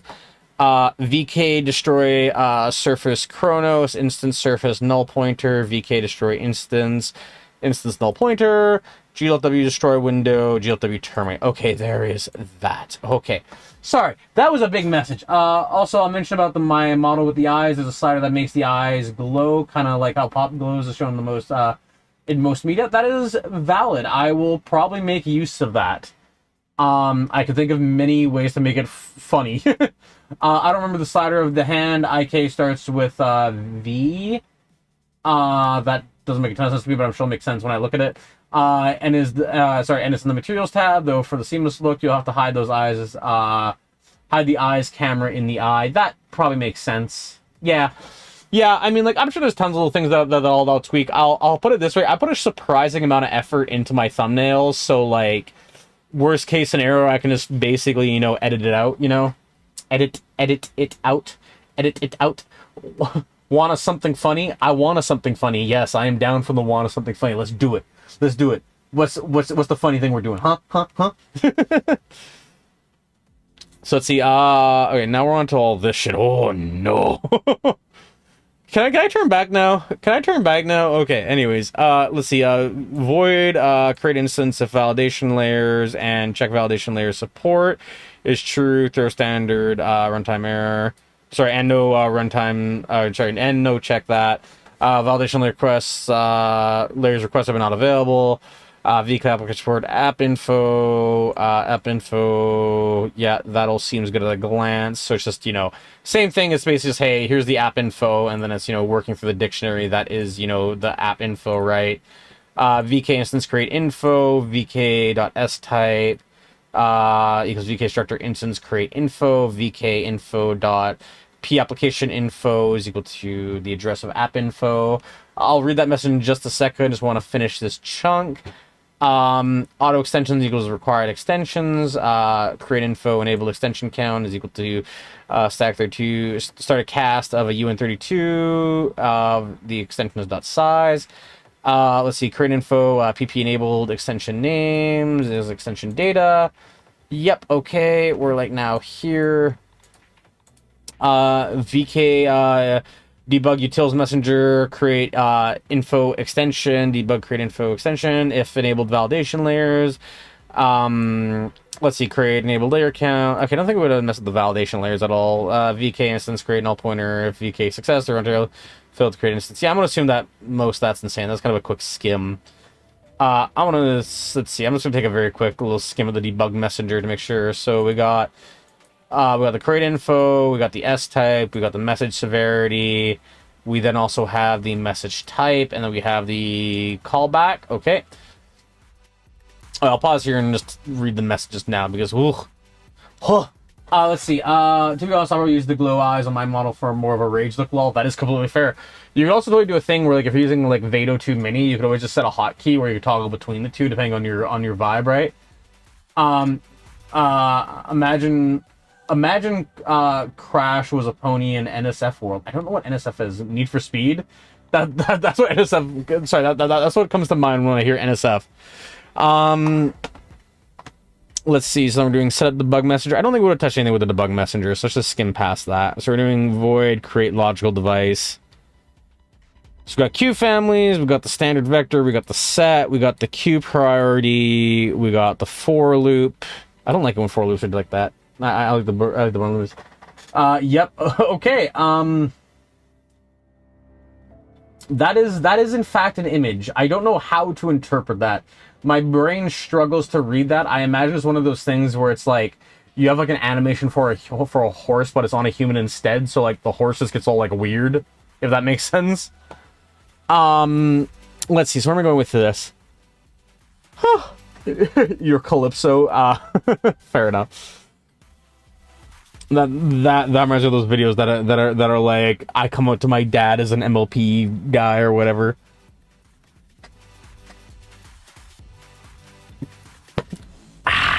Water. Let's see. So then we're doing VKQ create info. We got the S type, Q family index, Q count, Q priorities, and then the pushback, which is basically the pending to the end of it, right? And after that, we then got a VK device features, create info, S type, VK struct, VK device type, create info. We got create info, Q create info count, static cast UN32, create info, PQ create info, enabled features, create info enabled extension count is equal to those two lines. Yep. If enable validation layers is all that. If VK device in create info null pointer and device equals VK success, then is not equal to VK success, then throw an error. Okay, this is a lot of code. This is a lot of context. That's what I'm doing. Sorry, what are you doing specifically? Because right now, oof. Eggsy, you have breast cancer and twisted metal. That. I'm sorry or congratulations. I don't know how to interpret that. Let's see, where am I going from here? So VK device Q3. Awesome. Let's see. So we got VK. I'm gonna zoom this out a little bit. I think it's a touch zoomed in. I'm gonna try to get the font size like similar because this is like a code review thing, right? So it doesn't need to be like. It doesn't need to be that good. Let's go maybe one or two smaller. Yeah, I think like right there because I really just want to get these lined up so they're roughly equal. So we're on the swap chain. So we're on the swap chain support details. So we have swap chain is equal to swap chain support physical device. VK service format is equal to choose swap format, which is swap chain format.formats. VK preset mode is equal to choose swap chain preset mode. 2D extend is equal to that. The image count is a swap chain capabilities minimum image count plus 1 if swap chain dot capabilities image count. Oh, this is just the whole initialization. I don't think there's anything here that I'm missing. They all look roughly the same, so I'm going to jump down to the create image views. I don't think the create image views has changed at all. Yeah, we got 4 of those. We got 4 of these. We got the format. Yep, okay, all that makes sense. VK image device create info null pointer swap chain image views not equal to VK success, throw an error. Because you're Calypso, I mean, hey, fair enough. I appreciate it. And then let's see what you just sent. Let's see. Also, don't forget, if you did want them for a thumbnail and the Pop Go streams, I've also had the Google Drive with the original Pop Go's model from the same pack I used for our models. Hey, muchas gracias. I will definitely have to remember to do that because I definitely will want to do that because it makes sense and is cool and neat and awesome and cool and stuff. So yeah, Let's see. VK service model. VK service code. Okay, yeah. So this seems like where I'm supposed to start doing things because right here, then there's that, then there's the end of this. So this right here feels like where I'm supposed to create the graphics pipeline thing. So let's do that. Yeah, create graphics pipeline. I was right about this being the function. So now we gotta start typing shit. Let's go, baby. So let's see. So we're gonna do. Let's see. We're gonna do auto. Oh my god, auto. Vert. Shader. Code is gonna be equal to. Read file, which is going to be equal to the double quotes, which is going to be shaders / vert dot spiv. Yep. Undeclared use of whatever auto. Let's see. Frag shader code is going to be equal to read file. We're gonna be that, and we're gonna do shaders / frag dot spoof, like that. Let's see. Then we're doing after that, sort of defining the variables. We're then doing VK shader module vert shader module is gonna be equal to create shader module. Whoops. Vert, not Kurt, no, vert shader, code, yeah, vert shader code, and after that, we're then going to do, VK, shader, module, frag, shader module is going to be equal to a let's see, create shader module, and then we're doing frag shader code. Cool. And then after we do that, I'm then going to do this, and then we're doing let's see, VK, whoops, VK pipeline shader stage create info. Vert shader stage info, which is gonna be a whole function thing. Let's see, vert shader stage info dot s type is gonna be equal to vk underscore structure underscore. I should have my caps lock on for this. Structure underscore type underscore pipeline underscore shader underscore stage underscore create underscore info. Hey Volb, guess who is me, bitches? Hey Charles, welcome back. I am learning how to render a triangle using GPU programming with Vulkan, so that's fun. This is what we call my personal hell. Nah, not really, but it's still it is very verbose. It's like, oh my god, it's a lot of info. So let's see. So we're then doing vert shader stage info dot stage is equal to vk underscore shader underscore stage. Oh my god, stage underscore vertex underscore bit. Cool. Oh, did I do a typo there? Whoops, nope, stop, get out caps lock. Oh, I spelled something wrong. I do, vert shader instead of Kurt shader. Vert shader, there we are, unknown type, that's fine. VK pipeline shader.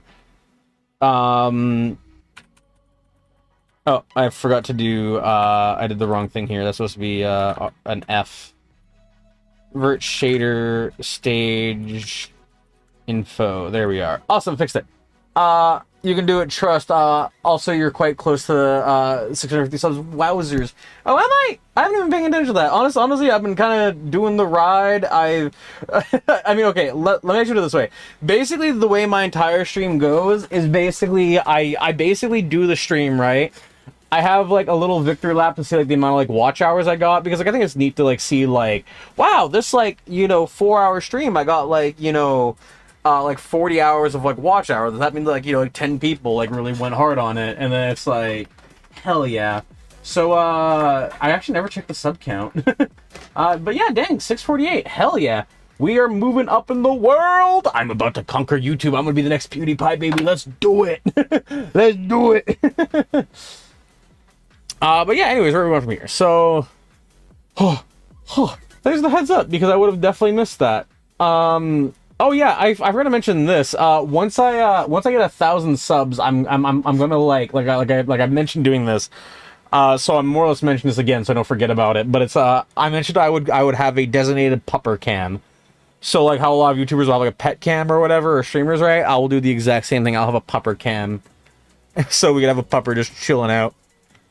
Let's see. So we're doing VK stage, stage bit. Then we're doing vert shader stage info dot. So we just did stage. Now we're doing module is equal to vert shader module. They're doing nope, not Kurt. We're doing vert shader stage info dot p name is going to be equal to main. Cool. Oh, because it's capital N. I see. I made a small oopsies. There we are. There, Charles. How are things with you? Are things going well? Have things been exciting? Have you been achieving the ass of kicking? Have you been slamming hard? That sounds weird. Slamming hard sounds weird.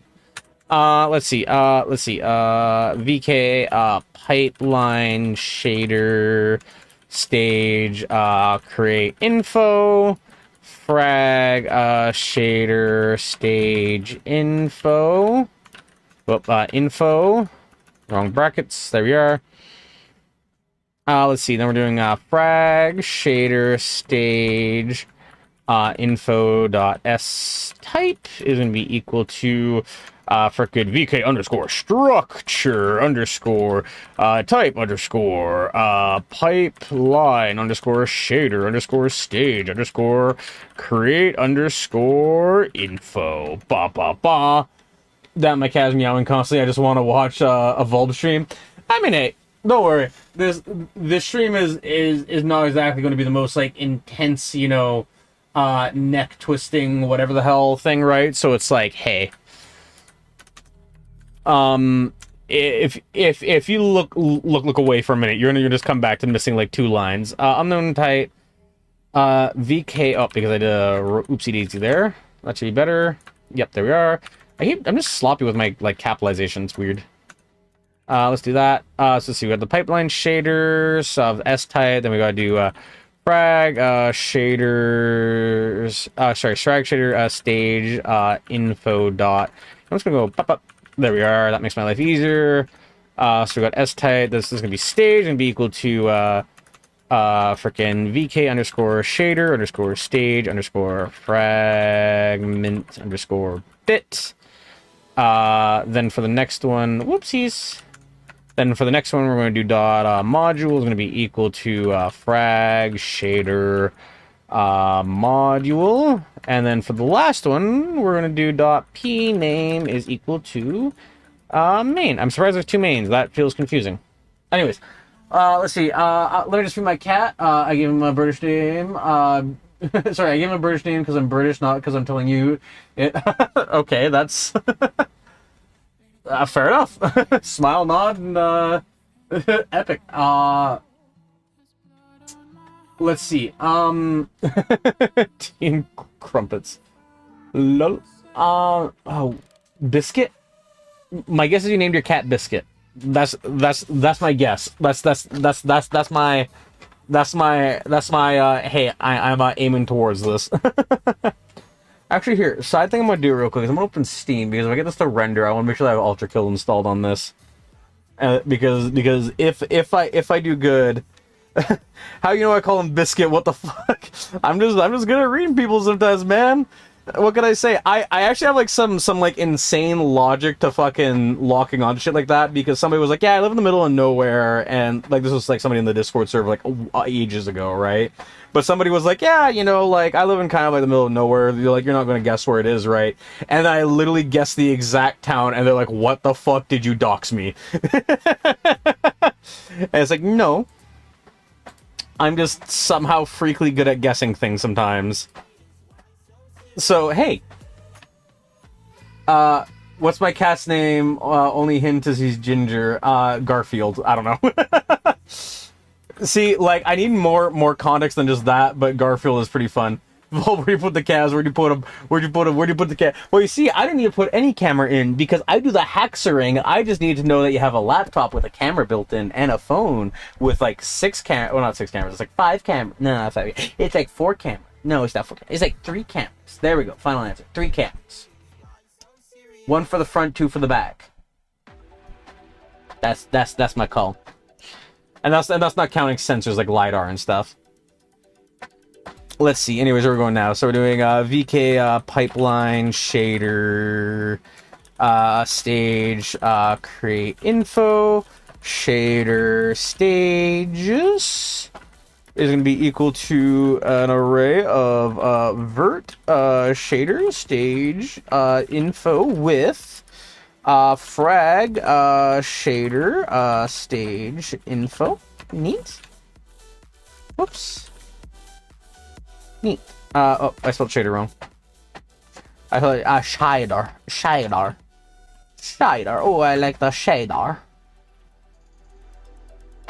Nope, lol. His name is based on his fur color. Is it just ginger? Well, actually, no, I have a laptop and a phone. What? The 2 most common devices. That's right. I can nail you.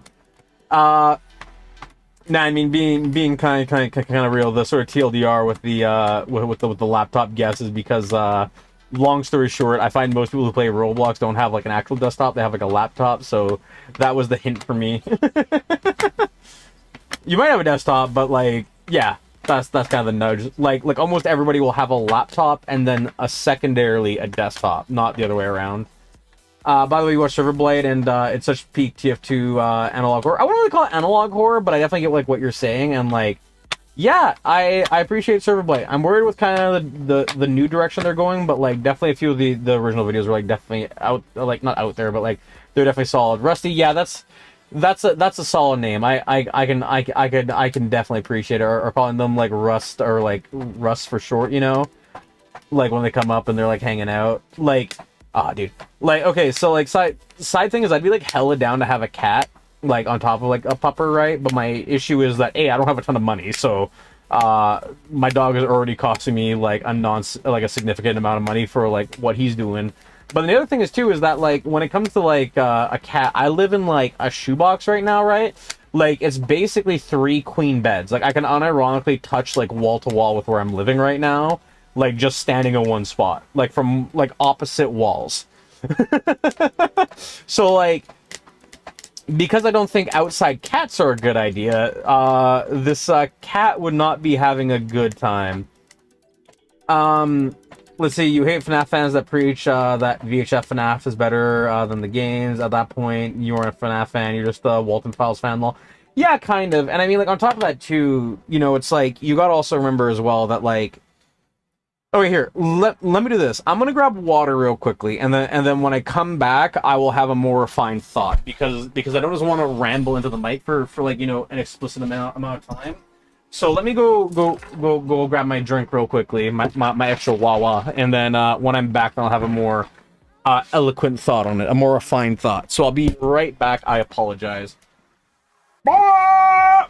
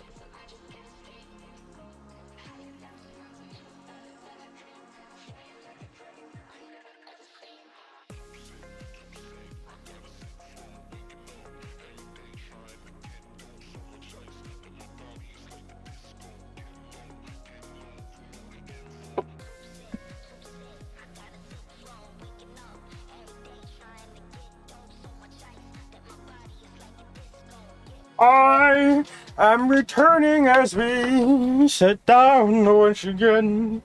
You put it down, baby. You put it down. Good boy. Good boy. Alright, I have returned. Let me real quickly, turn my face back on. Hello, it is my face. Let's see. So yes, so for Nat's opinion, I'm just gonna catch him on chat and then I'll go back to the more refined opinion. With our cat, we have a harness for our cat, so when we take him outside, we know he isn't far, or we can pull him away from anything dangerous. See, that's valid. My main issue is that like I work like far, so for me the extent would be like taking the cat to like a construction site. Like, not even kidding. Let's see, and then one from there. You're not really an analog horror fan, in all honesty. I don't see the appeal. Yeah, I'm gonna jump on that to the second with the other horror take, because I have a very opinionated opinion about that. Cody the Fox, when the stream's over, you have to watch Server Blight. It's really good. Yeah, I would actually say it is worth the watch, like, genuinely. So what I was gonna say about analog horror and stuff like that, and what bothers me so much about a lot of that stuff, is that for me, I hope me and Cody had a very small talk. Yeah, the 4 messages. But yeah, what I was gonna say is that what I don't like about analog horror is that we're kind of just defining stuff that has some level of like technology immersion, like a new thing, right? And I don't like that, because personally speaking, I generally feel that something, like, everything should be immersive and take itself as seriously as possible, right? Like, you don't, like you wouldn't consider FNAF analog horror for having, like, the whole camera system that you flip through with the static, right?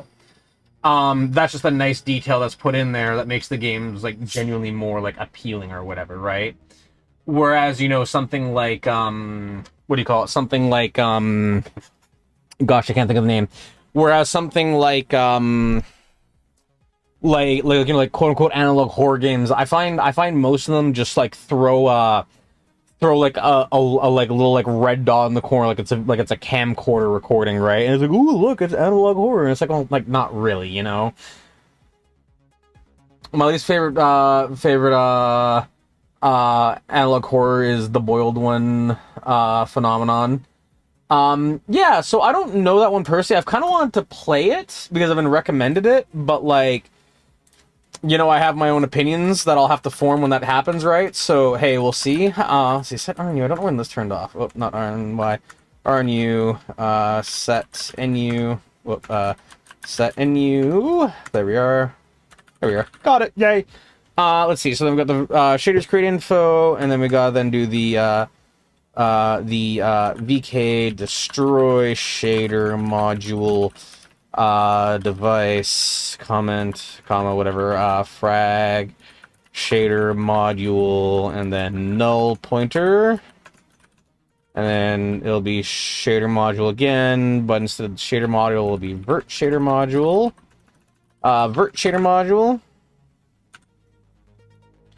VK destroy shader module. VK destroy, did it mean to be capital and it was not? So we do like a RV. Nope, did not seem like happy with that. VK destroy shader module shader VK destroy. Oh, I did spell destroy wrong. Oopsie. Destroy. There we are. That's fixed. Yay! So now we got to do the VK. One more function here.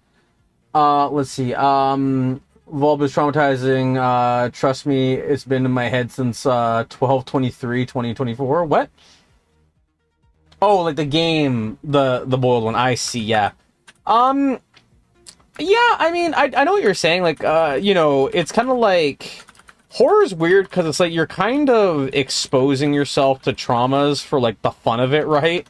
You know, like that's kind of what the goal is, right? Like I've had horror games definitely stick with me. I've kind of reached a point where, like, when I was a kid, I had like actual like nightmares and stuff that like stuck with me for like ages. Also, it feels like something's weird with like my fingernail. What's going on? Let's see. Oh, sorry, I just got a text from my boss. Give me 2 seconds to reply to that, and then I'll carry on with the yabber yabber.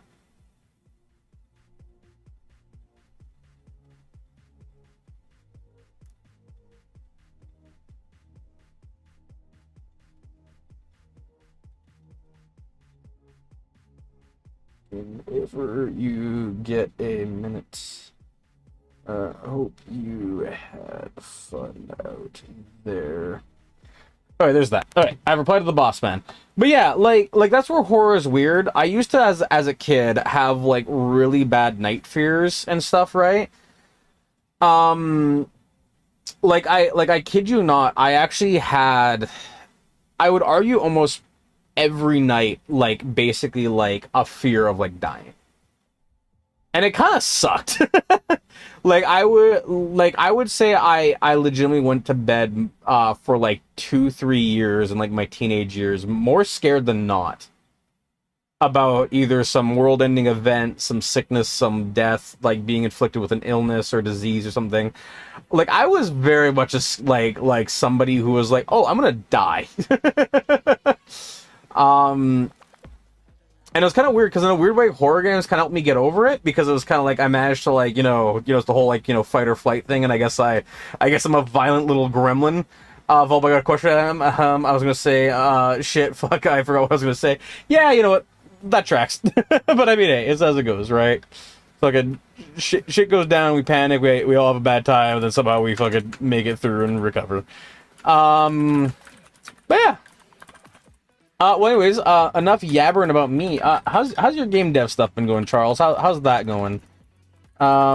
Create, info. Whoop. How's that been treating you? Let's see, create, info, yoink. I should add a dot to that, v. Let's see, s, type is equal to, vk underscore structure underscore type underscore shader underscore module underscore create underscore info, and then whoopsies, and after that I want to do code size is equal to code dot size, and then after that we're doing p code is going to be equal to reinterpret underscore cast. The cast is going to be whoopsies. Wrong type. Nope. What is it again? It's these ones? Yeah, these ones. Sorry. I forgot what my angle brackets were for a second. I don't know why. Const uint 32 type. And that's a pointer. And then we're passing in the arguments of code.data. Data. Whoopsies. Do that quick save. Use an identifier code. Oh, I see there's a small error right here, so the parsing is gonna freak out. Save that. Yep. Create info. Oh, was it a capital C? FC. We'll just toggle the case of that. There we are. Awesome. Huzzah! We fixed the error. Working on the interior pizza place for my dialogue makers haven't done shit. Sorry. Yeah, that sounds about right. My game is going to be absolute cancer to make. I'm gonna put it that way. Like, it's going to be both fun and like so fucking annoying. It's going to be I'm both looking forward to it and not, because once it's done, it's going to be really fun. But without it being done, it's going to be like an absolute pain in the ass.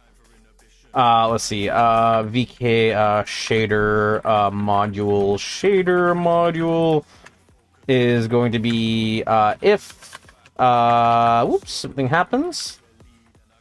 Let's see, if VK create shader module device, the address of what am I looking for? Create info, null pointer, and the address of shader module.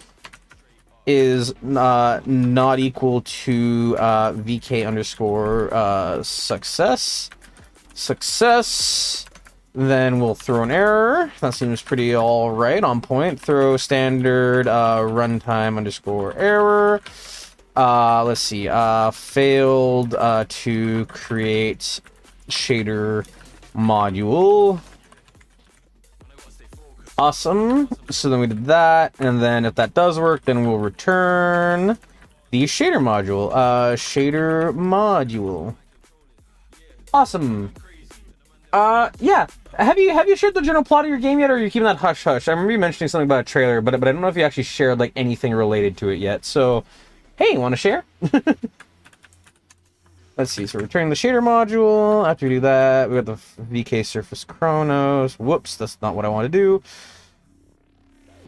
So the VK Surface Chronos, those look about the same. VK Preset Module, those look about the same. The 2D extent also looks to be about the same. Let's see, swap chain support details, Swap chain support details looks to be loosely about right. They're about the same length. Bool is device suitable. Yeah, those look to be about the same. Return indices, that is complete. Bool, check device. Extension support, that seems also about right. Available extensions is basically a one-liner, so that makes sense. Required extensions, that seems cool. One-line for loop.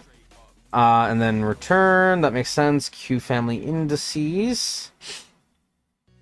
I think this tracks. Let's see, Q family indices.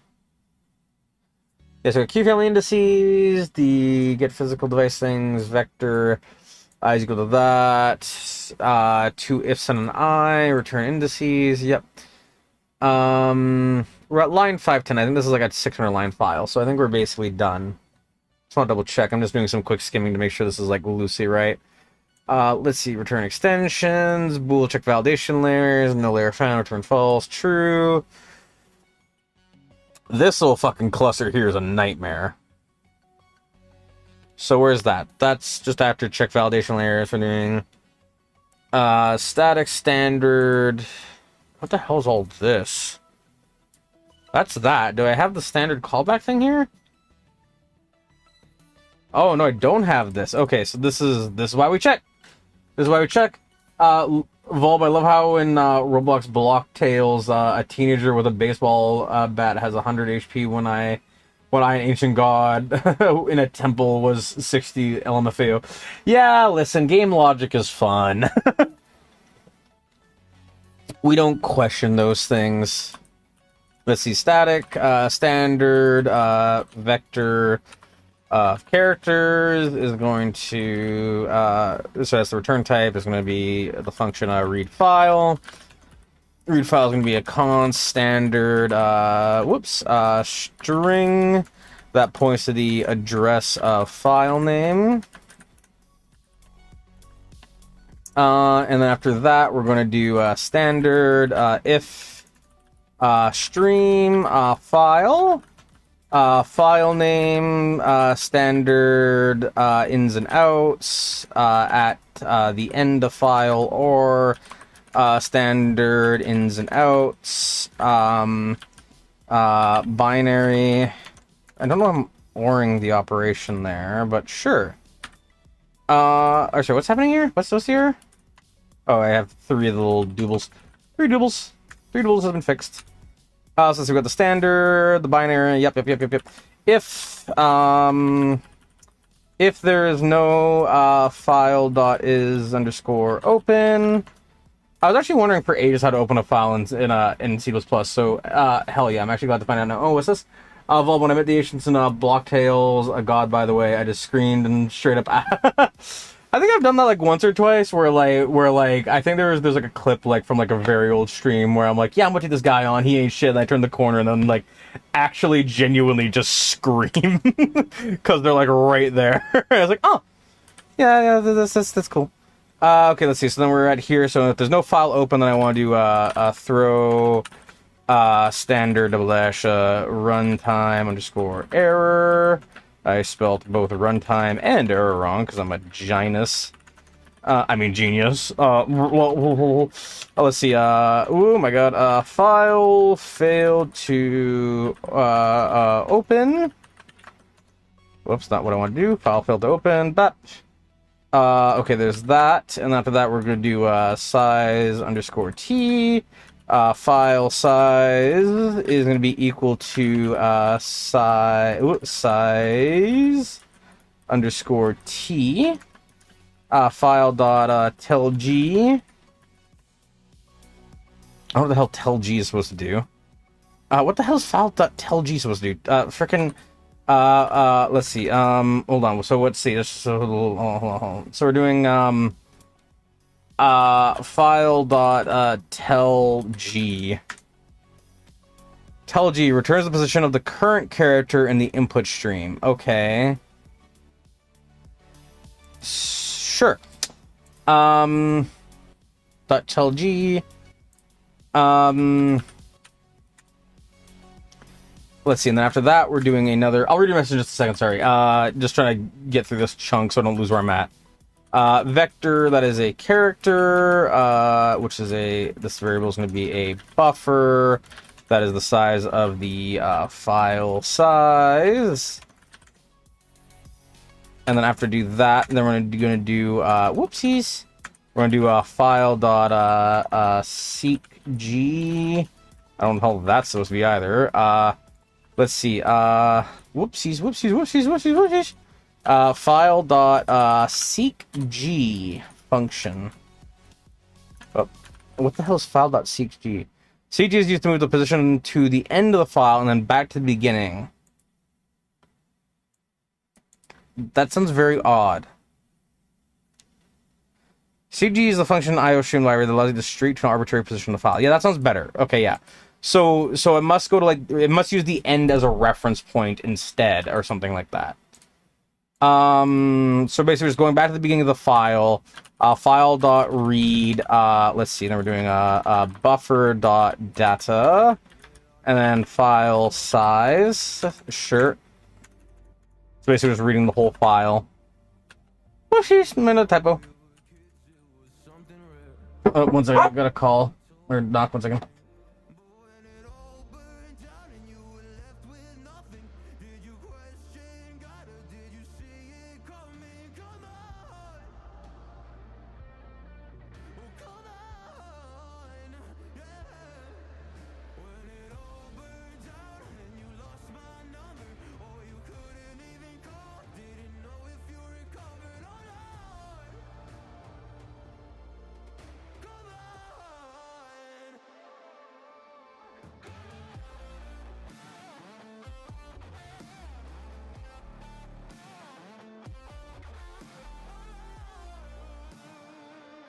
Hold up. Okay, almost back. I can almost read your message. Okay, so then after this, 2 lines is going to be file close, and then frickin' file dot close, and then after that, we're then going to do return buffer. Okay. Whee! Oh, I apologize for that. Now I can probably read your message. Also, I was playing Block Tales in my Discord where live with my devs watching, so they heard me scream LMAO. I mean, hell yeah. I mean, hey, it loosens the tension. It makes everybody seem human. Let's see. Oh, this is the end of the file. Neat. So then, yeah, so we got this. We got the main hello triangle app, standard try run, catch error, standard exception, the push the address of E, standard see error is what? Standard end line.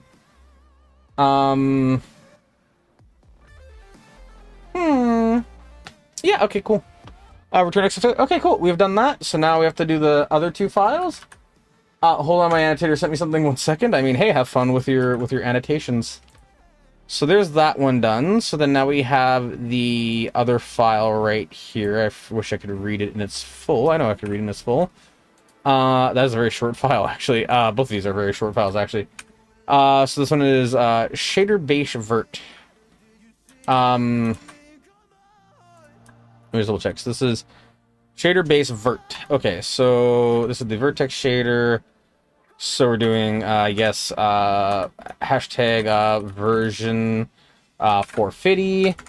Layout is going to be of the location equal to 0. Out is going to be a vector 3 frag color. Oh, 1 second.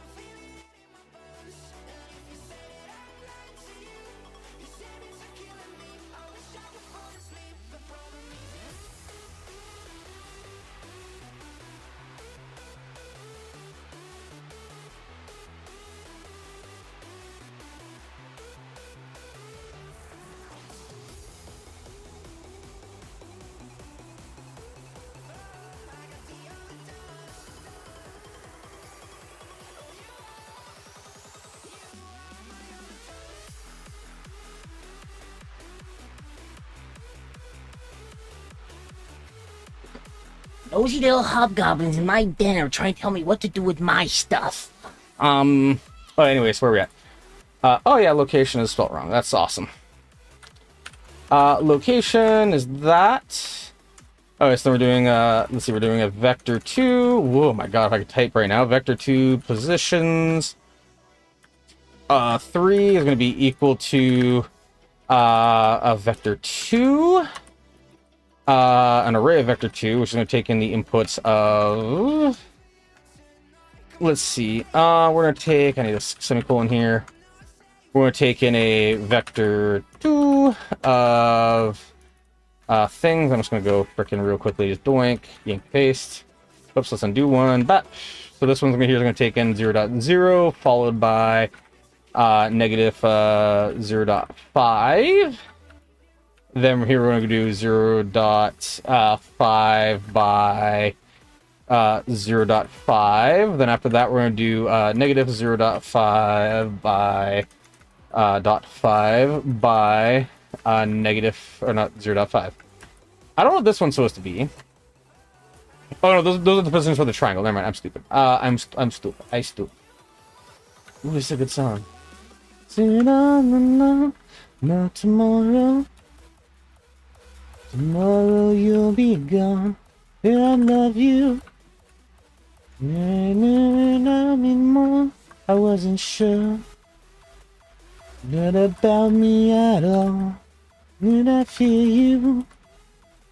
It's it all alone. No tomorrow. Tomorrow you'll be gone. I love you. Did I ever tell me more? I wasn't sure. I'll take you with me wherever I go. If you company, but what do I know? Take no bullet for me, but I know that I still care. So we're gonna make that one a 1, we're gonna make this one a 0, we're gonna make this one a 0, and we're gonna make the fifth 0 to be close, fourth 0 to be an F or a 1. There, so there's the RGB value. Sorry, the song is really good. No Tomorrow by Cameron Crooked is like mwah.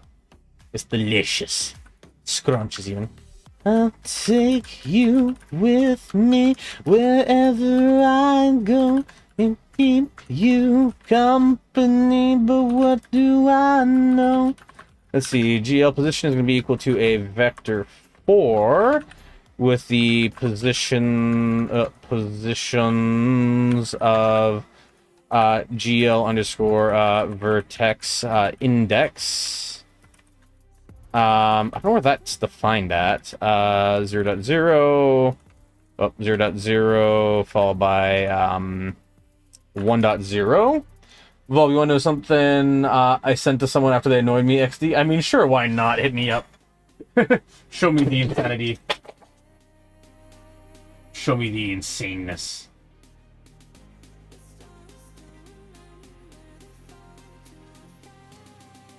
Tell me the insanity. Inform me. Inform me. Let's see. We gotta go over here. Then we gotta go say... Oh, we did that one already. So that one, and after that, we're gonna do a frag color is gonna be equal to colors boink geo underscore vertex index. Neat. Why is this erroring? Geo that is equal to all that. Whoops. Geo position. Position is equal to a vector 4 with positions. Which is it takes an array of GL vertex index.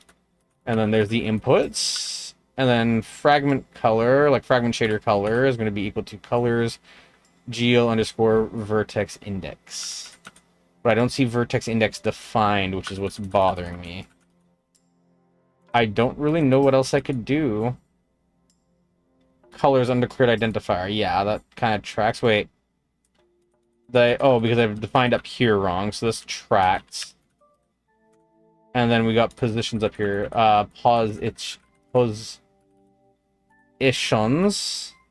Positions. I see, I did 2 typos. They killed me.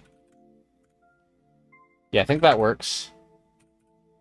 Geo underscore vertex index is undefined. That makes sense, I think. That's fine. So now we have the fragment shader here. And we have the other one here. So we have, let's see, pound version 450. Layout location is going to be equal to 0 in vector 3 frag color for fragment shader, I guess. Frag color. I'll see your already wrote it. Neat, I think. And then we have layout location is equal to 0.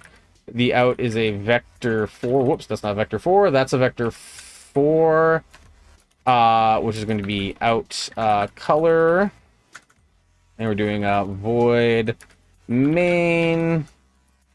Which is their void main is going to go out color, which is going to be equal to a vector 4.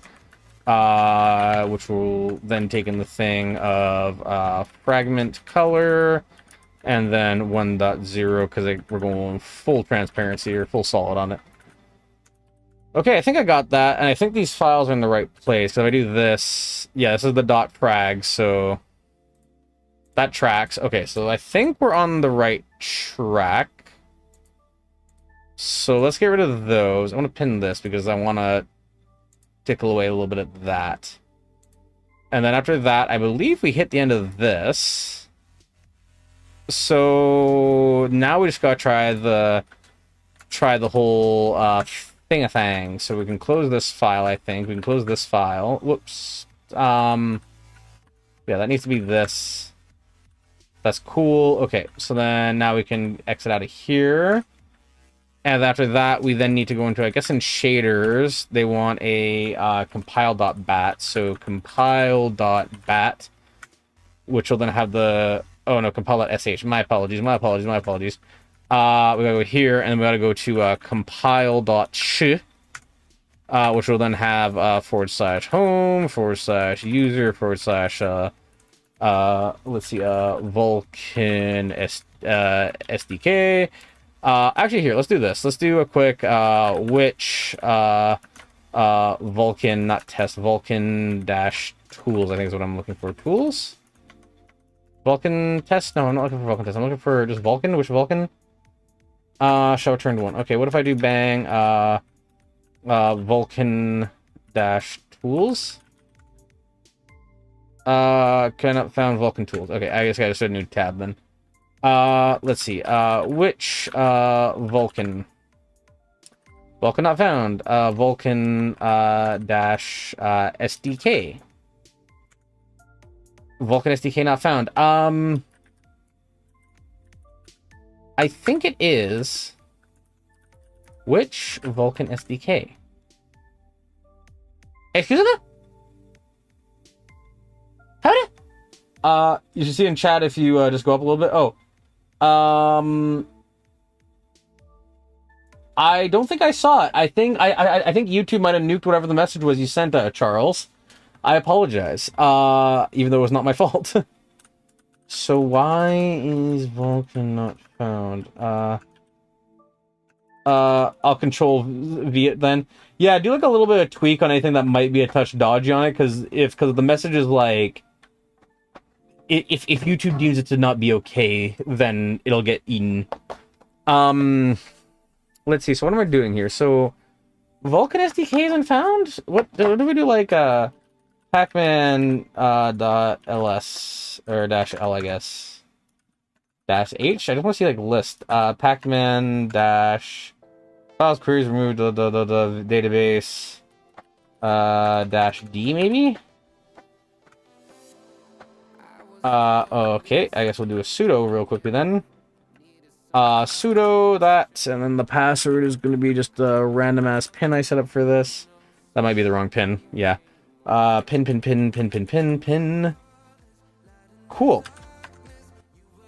No database. Awesome. Dash F.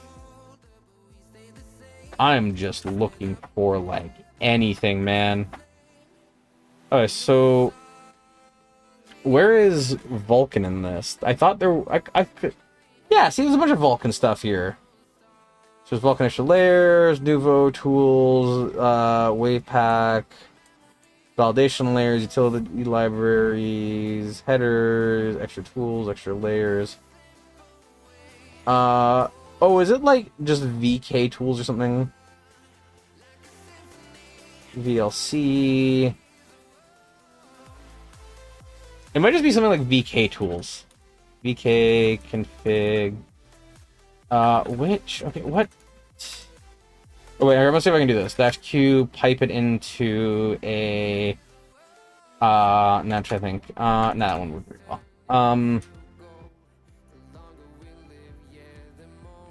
But like, just like which ones would have? Like, I could have sworn I had like a VK toolset type thing, you know? Okay, so then what if we just type VK config GUI? Okay, that runs.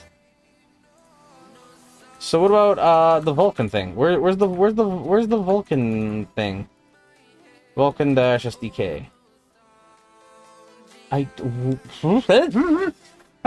Anyways, I work on my game and listen to your stream because I love your streams. Well, thank you. Let's see. Got it. Yeah, I didn't see it again, so I think YouTube is just absolutely eating it. So I apologize for not being able to read it. That's very odd. Okay, well, I guess YouTube is eating what you sent, Charles. So I deeply apologize. I don't know where the SDK is. Where do I? Let's see. Find where Vulkan SDK is terminal, because I forget. I just Linux. Let's see. Where is it installed though?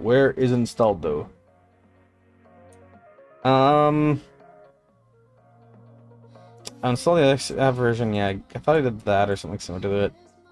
I don't know where the SDK is installed though. Vulkan-SDK. I could have sworn it was literally just, you know, Vulkan-SDK. Didn't I try that already? Vulkan-SDK. No, it's not. What? Hey.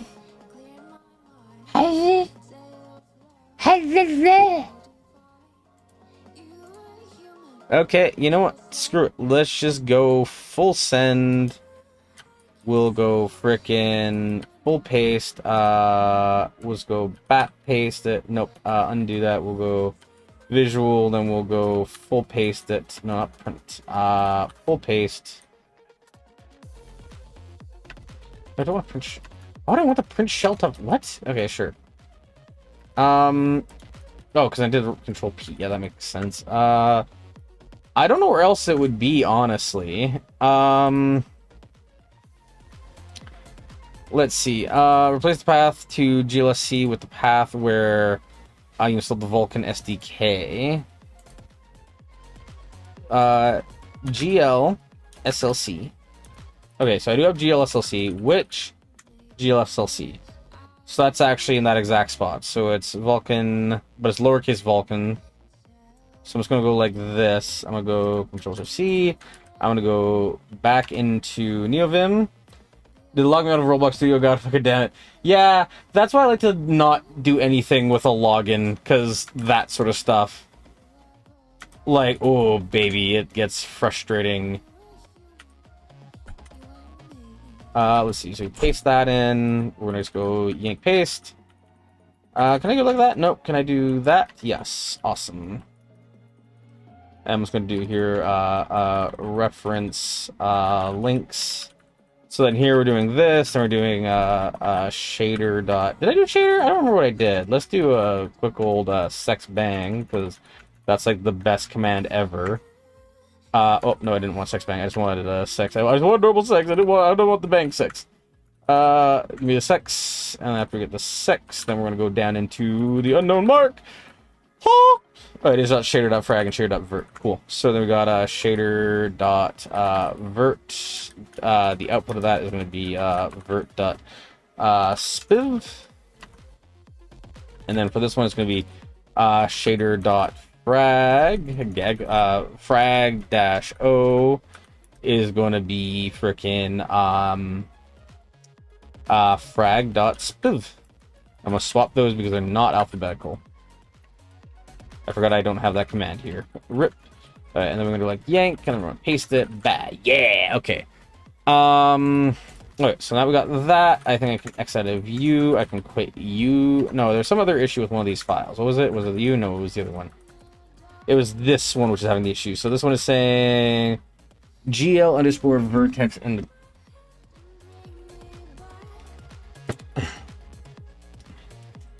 God damn, I logged back. Sorry. Thank God I logged back in, dude. What the fuck is wrong with Roblox and Game? It's really any of those login services. I remember like Fortnite legitimately got to stop playing for like months because like they just gave me a bunch of like really stupid like login questions. I'm like, okay, that's cool. And the platform specific instructions.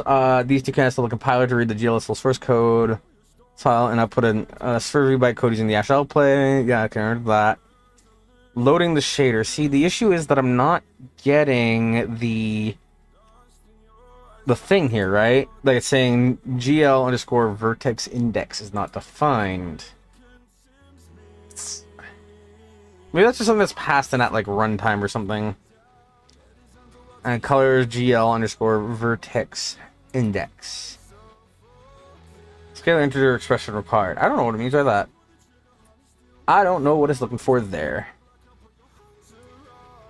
GL position is that. Realistically, I don't know what either of those want. Decided to add some trees near the playground since it was a bit empty lamau. Yeah, that tends to be a thing that, you know, helps to liven things up. So let's see, I'll load in the shader now that we have a play introducing this per shader. Yeah, so I think I did this failed to open file. Yeah, I did that. Wait, no, I'm supposed to do the chmod thing. Crap. Okay, we're just gonna save this anyways. We're gonna quit out of here. I'm gonna chmod plus x tilde forward slash shaders compile dot sh. There's that. Okay, cool. I think that's on the wrong spot now. Let's see. So we did that. We did loading the shader. So we loaded shader here. Yeah, we did all that. We corrected the file, creating shader modules. Yep, we created a shader module. We added all this code to it. I'm gonna try render it or load it and see if it runs. So let's just try that. I'm gonna try type make. Oh yay, runtime error. Let's see, error. Unaccepted initializer before create shader module. Was not declared in the scope. Do you mean create shader module? I see. I issued I errored a declaration. So 351. So we're doing create shader module, but with EL instead. Let's fix that. Create shader module. Yeah, I should probably fix it. Module. Whoop. Alright, let's quit that. See if we get more render or compile bugs. Make. Create shader module. Let's see. Hello triangle error. Unexpected this layer with that. Shader module that was not declared because code. You mean create vertex shader code? Okay, so let's see. So we got on line 554. We got an error. So let's just do that real quickly. Yep, don't care. So we're on 554. There's a triple one of these. Yeet, cool. Okay, so we'll quit out of there. Then we'll jump back in a second. So we have 351 and 357. So cool, don't care. Let's see. 351. So it's on 351. Create shader module is not defined yet. Create shader module. Why is this one? Oh. That might help. Yeah, that's fine. That was a missing thing. Fun fact, I listened to the Queen's scrap theme while working on this game. I don't know what that is. What is that? Do tell me. Do inform me of the regal engagements. Okay, let's see if this actually works now. Because I just want to see if there's any new errors now. Oh! Eh? Oh, failed to open file. Fuck. Okay, that was worth a shot. Okay. File failed to open. Okay, so that's fine. So, oh, you know what I probably need to do is I probably need to go quit first. I probably then need to run ~/shaders. Then oh, I accidentally caps lock compile.sh. Can I open file that? Okay, that's fine. So nvim / don't care shaders compile.sh. Oh, you know what? I probably need like a / or something like that. That probably helps a lot. Let's try that. Unable to... Cannot open file. Does not exist. How peculiar. So where's the shaders.sh thing? Where's the files.shaders thing? There it is. Shaders / you know what? I think I know what it is. I think I need to go instead. I need to move the compile.sh thing. So I need to grab this. And I need to then just like rename this, but then just move it up instead. So move this up to there. So I have compile.sh here. So I'm not ignoring your message. I'll get to that in just a second. I'm just trying to make sure I'm not crazy. So then now it's saying / shader / wait, no. It's the compile one here that's having an error. So where's this one erroring then? Hold on. Shader.vert. Maybe these are supposed to be in a different order, and that's the issue that I'm having. We'll save out of there.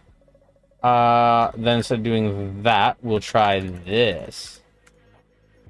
Let's see, share.vert, no such file directory. Okay, let's see, Deltarune Scrap Theme, Chapter 2. Oh, yeah, that makes a lot more sense. That makes a lot more sense. That makes a lot of sensicles. Let's get rid of these. Let's get rid of those. Did I spell them differently or something? Shader.vert, no file exists. Oops, I should probably just do the nvim command first to get in there. / compile.sh. Don't care. So we got shader.vert and shader.frag. And if I go into here, it's shaders. Which actually does not track. That actually does need to be something else. So this would be / shaders / whatever. Dot / shaders / shader.frag. I really don't know what else it would be. Oh wait, because it's also not typed correctly. I just realized one was not... Yeah, one was not right there, so that's just fine. That's just stupid of me. Shaders, because one is shader and then the other is shaders. So it's shader or shader? Okay, so it's shader. So we gotta do shader. There we are. After we do shader, then we go back into here and make sure that both of these are named shader. Okay, so that's cool. Then now we can try the compile.sh thing. ls / shaders. Okay, that doesn't seem to have the thing I'm looking for. So, hey, why don't you give me the frickin' compile.sh thing, and I'll see what's going on. It seems to be running. It doesn't throw me an error, so that's weird. Does it? Oh, you know what? It's probably because it's not in the frickin' file. Yep, there they are. The frag and the other one. Okay, that makes sense. So then now, instead, what I probably want to do is I should do it this way, where instead what I do is I want the output to be ~shaders /whatever. And same thing with this, where I do ./shaders /frag, whatever the heck. Also, you saying that, Charles, actually kind of makes me want to listen to Deltarune music now. You kind of got that burn in the back of my brain now. You've got the compile. Now, let's try mate, please. Vulkan test is up to date. Oh. Vulkan test. Oh yeah. / Vulkan test. Build up my file. Fuck! I'm guessing that's because I'm missing something. Okay, that was worth a try anyways. Rip. Rip. Rip. Let's see. Fixed functions, dynamic state. Yeah. How big is this one? Oh, this one's also a read. Hell yeah, who's ready for another read? Let me actually see if I can find the Deltarune music, because I want to listen to Chapter 2 music right now. Because Chapter 2 music, honestly, was a bit of a bop. Like, I respect Chapter 2's music. Deltarune, Chapter 2, soundtrack. 49 minutes and 14 seconds. Let's go. Got those jug tunes going. Let's see, I don't want this one. I don't want the... Nope. Yeah, that one's fine enough. Let's see. Let's see. I think I'm almost good now.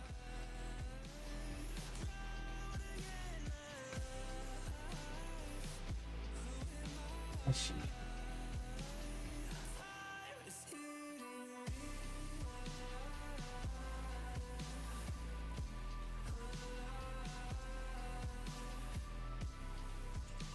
Alright, anyway, so there's that.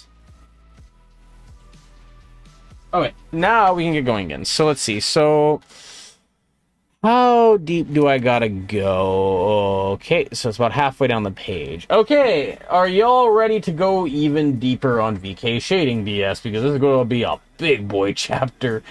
This is going to be a chunky one. Oh my god.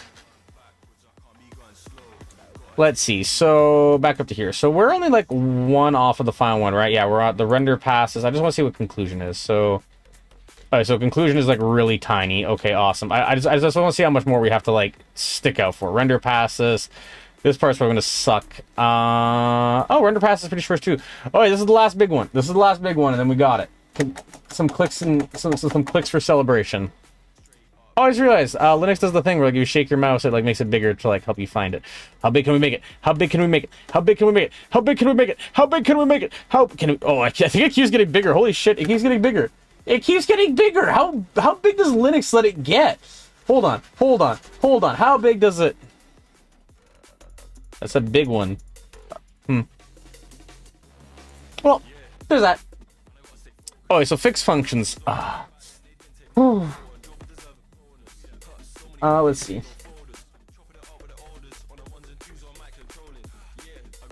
Let's see.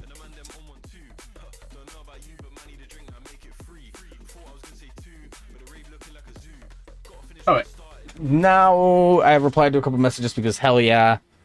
Let's see. Fixed functions. Is that as big as it gets? I think so.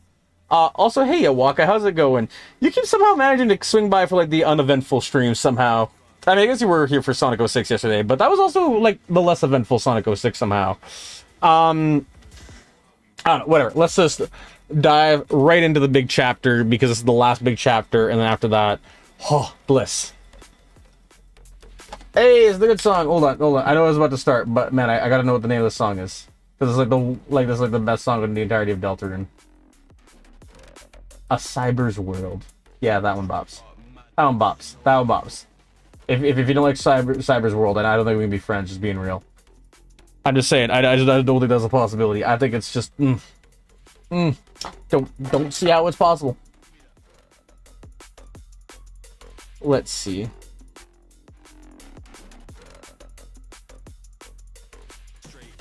Okay, carrying on. So let's see. Dynamic state, vertex input, input assembly, viewports and scissors, rasterizer, multi-sampling, depth and stencil testing, color blending, pipe layout, and conclusion. Oh. You was at the Fox Sonic Strix stream for like 5 streams, and I just left it on and forgot it was I was there. I mean, fair enough. Like, I don't know, I say this with most streams, but it's like, you know, you don't have to be here, but it is, you know, hey, it's a vibe and hang thing, you know?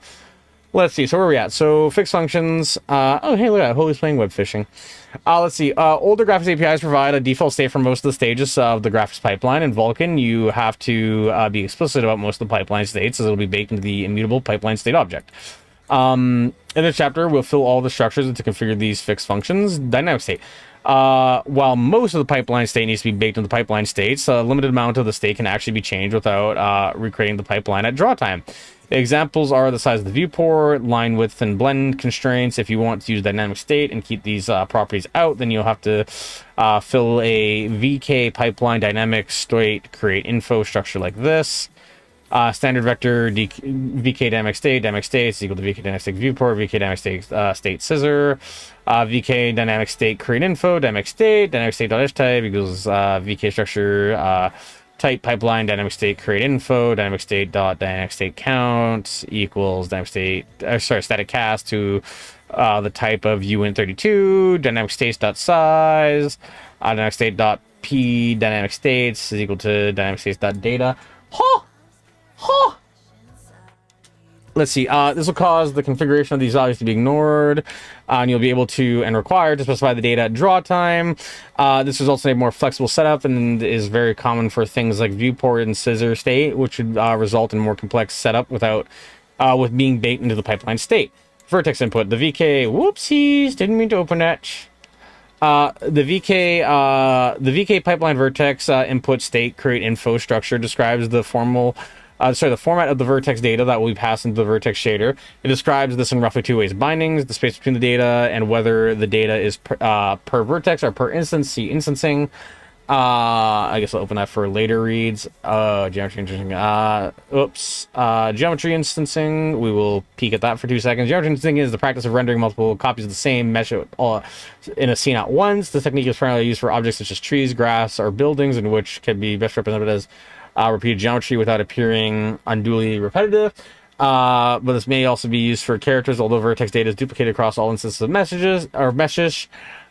Each instance may have other differentiating parameters such as colors, skeleton animation pose, changes in the order to reduce the appearance of repetition. Okay, so basically it's just, you know, copying to be not like cheap, but like lady. Yeah, no, this is a big read, so I'm just sitting here like slowly welling up into a little ball of like Let's see, because we're hardcoding the vertex data directly in the vertex shaders, we'll fill in the structure to specify that there's no vertex data to load for now. We'll get back the vertex data buffer chapter. Sorry, we'll get back to it in the vertex data buffer chapter. VK pipeline vertex interstrate. Okay, so all that. So basically, S-type, vertex binding description count, P-vertex binding descriptions, vertex attribute description count, P-vertex attribute descriptions, okay. Let's see, the P-vertex binding descriptions and P-vertex attribute descriptions members point to the array of structures that describe the aforementioned details of loading vertex data. Add the structure to the create graphics pipeline function right after the shader stages array. Input assembly, the VK pipeline input assembly state create info struct describes 2 things: what kind of geometry will be drawn from the vertices if the primitive restart should be enabled. The former is specified to the topology member and can have values like VK primitive topology point list, points to vertices, VK primitive topology line list, line from every 2 vertices without reuse, VK primitive topology line strip. The end of a vertex, every line is used as the start of a vertex for the next line. Okay. VK primitive topology triangle list, triangle from every 3 vertices without reuse. Yeah, this sounds like what I was thinking like way before when I was talking about like the triangle, like 1, 2, 3. like 0, 1, 2, 3. That's what that made me think of. VK primitive topology triangle strip. The second and third vertex of every triangle are used for the first two vertices of the next triangle. Normally the vertices are loaded from the vertex buffer by index in sequential order, but with an element buffer, you can specify the indices yourself. This allows you to perform optimizations like reusing vertices. If you set the primitive restart enable member to VK true, then it's possible to break up lines and triangles on the underscore strip topology modes by using a special index of hexadecimal quad F or hexadecimal, what is that, like 8F? Yeah, 8Fs.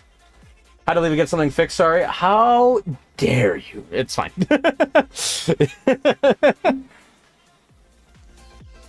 I mean, it's so good. Hey, thanks for swinging back. You're stuck with hearing me, bucko. Like, you're stuck here until it's over. We need to draw triangles throughout the tutorial, so we'll stick to the following data structure. VK pipeline input assembly structure, create info input assembly dot s type equals VK structure type pipeline input assembly state create info. Oh, how dare you, motherfucker! Actually moved a horse or a house. Both would be a concern. Both would be a concern. I can understand. Input assembly dot topology equals VK primitive topology triangle is hey, look at that. VK assembly primitive restart enable VK false. Viewport and scissors. Viewport basically describes the region of the frame buffer that the output will be rendered to. This will almost always be 0, 0 to width and height. This tutorial will also be that case. VK viewport, viewport X equals that, VY equals 0F, viewport width is a float, swap chain extent dot width, viewport dot height is equal to a float, swap chain extent dot height. I love when Volbyte sticks to the following data structure. Yeah, I don't know how I'm supposed to feel about that, or how I'm supposed to interpret that, Waka. It makes my brain feel small, and it makes me feel confused. It makes me wanna cry, it makes me feel scared, and it makes me, no. Let's see, in the height, swap-chain extent dot height, viewport max depth. So my guess would be something like this for context. So when you look at a web page, right, you know, like you'll have like a big header, like right here, you know, HEADR, you know, look at me, right? And then, you know, they have like lines of text, right? So for instance, I know like these lines of text here are often rendered different from like the header. So I wonder if that's kind of what this is referring to, where it's like you could technically render less, but hey, who knows? Let's see. No, boy, don't cry. The triangle is real. How are we supposed to get through this door, Charles, with a pocket full of bombs and dynamite? Exactly. You understand it. Let's see, I guess carrying on. So let's see. Remember that the size of the swap chain images may be different from the width and the height of the window. The swap chain images will be used as frame buffers later on, so we should stick to their size. The min depth and max depth values specify the range of depth values used for the frame buffer. These values must be within 0.0f and 1.0f range, but min depth may be higher than max depth. If you aren't doing anything special, then you should stick to the standard values of 0.0f and 1.0f. Okay. Yeah. While the viewports define the transform from the image to the frame buffer, scissor rectangles define in which region the pixels will actually be stored. Any pixels outside the scissor rectangles will be discarded by the rasterizer. They function like a filter rather than a transformation. The difference is illustrated below. Note that the left scissor rectangle is just one of the many possibilities that would result in an image as long as it's larger than the viewport. Yeah, so in this case, it's basically saying, like, the best way to think about it is it's like a mask, right? So the viewport here might be rendering something, and then the scissors are saying, like, as long as it's not more than that, then it's like, fine, right? Whereas in this case, the view portion will render the whole image, but the scissor is masking it to part of the screen instead. That makes sense. How are we supposed to get through this? Oh, sorry, kaboom? Yes, Rico, kaboom. Do you hear the whistle? I do not. What is the whistle I'm supposed to be listening for? Let's see. So we want to draw the entire frame buffer. We should specify a scissor rectangle that covers it entirely. So rect scissor, scissor.offset 0.0, scissor.extent equals swap chain extent. Viewports and scissor rectangles can either be a static part of the pipeline or a dynamic state, as set in the command buffer. While the former is more in line with other states, it's probably often convenient to make the viewport and scissor state dynamic, as it gives you a lot more flexibility. This is very common in all implementations can handle this dynamic state without a performance penalty. When opting for dynamic viewports and scissor rectangles, you need to enable the respective dynamic states for the pipeline. So VK vector, VK dynamic state is equal to VK dynamic state viewport, VK dynamic state scissor. Let's see, VK's pipeline dynamic state, create info dynamic state, VK dynamic state dot S type, VK structure data. Sorry, VK structure type pipeline dynamic state create info, VK state dot dynamic state count is equal to static cast UN32. Type dynamic states dot size, dynamic state p dynamic states is equal to dynamic states dot data. And then you only need to specify their count at pipeline creation time, which is going to be VK pipeline create static info, or sorry, state create info, viewport state dot S type, VK structure type pipeline viewport state create info, viewport state dot viewport count 1, viewport state dot scissor count equals 1. Okay.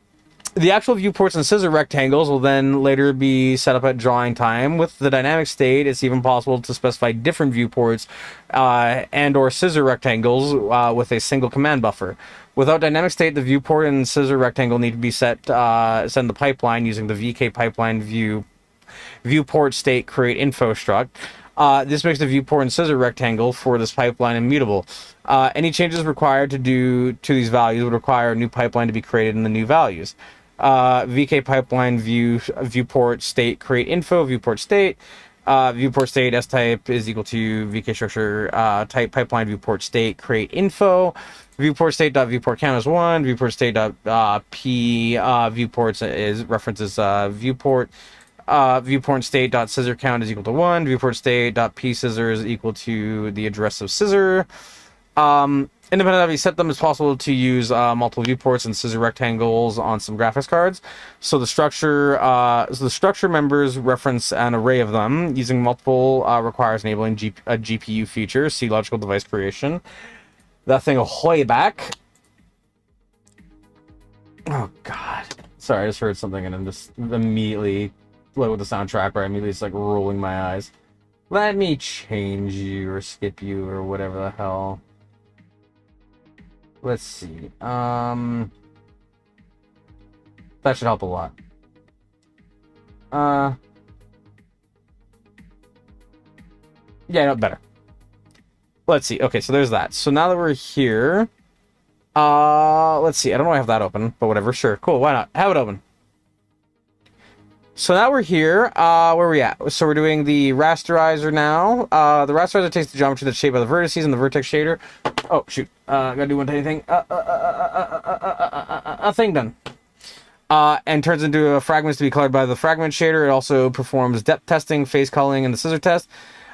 It can be configured to be to output frames that fill entire polygons or just the edges. Wireframe rendering. All this is configured using the VK pipeline rasterization state create info structure. VK pipeline rasterization state create info rasterizer.s type is equal to VK structure type pipeline rasterization state create info. Rasterizer.depth clamp enable equals VK false. If depth clamp enable is set to VK true, then fragments, I'll read your message in just a second, sorry. Then fragments that are beyond near and far planes are clamped to them as opposed to discarding them. This is useful in some special cases like shadow maps. Using this requires enabling a GPU feature. Rasterizer.rasterizer discard enable equals VK false. If rasterizer discard enable is set to VK true, then geometry never passes through the rasterizer stage. This basically disables any output from the frame buffer, or sorry, output to the frame buffer. Rasterizer.polygon mode equals VK polygon mode fill. The polygon mode determines how fragments are generated for the geometry. The following modes are VK polygon mode fill the area of a polygon with fragments. VK polygon mode line, polygon edges are drawn as lines. VK polygon mode point. The polygon vertices are drawn as points. Using any mode other than fill requires enabling a GPU feature. rasterizer.line width is equal to 1.0f. Neat. Let's see. I'll read them. I'll read chat once I hit right here. Just as a warning. Let's see.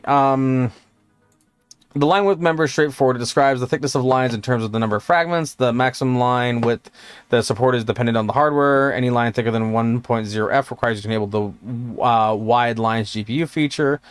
Rasterizer.call mode is equal to vk underscore call underscore mode underscore back underscore bit. Rasterizer.front face is equal to vk underscore front underscore face underscore clockwise. The cull mode variable determines the type of face culling to use.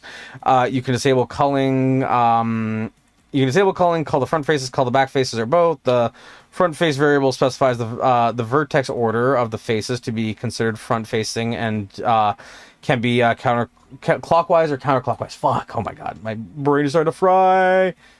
Let's see. Rasterizer bit depth bias enable equals vk false. Rasterizer depth bias constant factor equals 0.0. Rasterizer depth bias clamp 0.0. Rasterizer depth bias slope factor equals 0.0. The rasterizer can alter depth values by adding a constant value or biasing them based on the fragment slope. This sometimes is used for shadow mapping, but we won't be using it. Just set depth bias enable to vk false. Okay, holy shit, what is everybody saying in chat? Volv, here's a manual on how to use bombs to open heavy doors. It's best to run 8 feet away from the bombs or else you're going to be turned into mush. For a safer way, use a lever attached to the fuse, etc. Dang, thanks for the hot tip. I've already blown my left hand off. Thankfully I can keep my right hand now. The whistle? I don't know what whistle you're talking about. I don't know what whistle you're talking about, Waka. I don't know. Let's see, multi-sampling. The VK pipeline multi-sample state create info struct configures multi-sampling, which is one of the best ways to perform anti-aliasing. It works by combining the fragment shader results of multiple polygons that rasterize the same pixel. This mainly occurs along edges, which is also where most of the notable anti-aliasing artifacts occur, because it doesn't need to run the fragment shader multiple times, only if one polygon maps to a pixel. It is significantly less expensive than rendering a higher resolution and then downscaling it. Enabling it requires a GPU feature. VK pipeline multi-sampling state create info multi-sampling .s type equals VK structure type pipeline multi-sampling state create info multi-sampling sample shading enable equals VK false. Multi-sampling rasterization samples equals VK sample count 1 bit. Multi-sampling min sample shading equals 1.0f. Multi-sampling piece sample mask equals null pointer. Multi-sampling alpha to coverage enable equals VK false. Multi-sampling equals alpha to 1 enable equals VK false. We'll be revisiting multi-sampling a later chapter. For now, let's just keep it disabled. Depth and stencil testing. If you're using depth and our stencil buffer, then you will need to configure it in the depth and stencil testings using VK pipeline depth stencil state create info. We don't have one right now, so we can simply pass a null pointer instead of a pointer, such as a struct. We'll get back to the depth buffering chapter. Color blending. After the fragment shader has returned to color, it needs to be combined with the color so that color that is already in the frame buffer. This transformation knows color blending, and there are many ways to do it.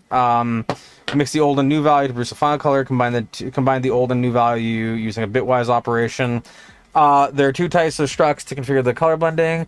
The first struct, VK pipeline color blending attachment state, contains the configuration per attached frame buffer, and the second struct, VK pipeline color blend state create info, contains the global color blending settings. In our case, we only have 1 frame buffer. So let's see, VK pipeline color blend attachments, VK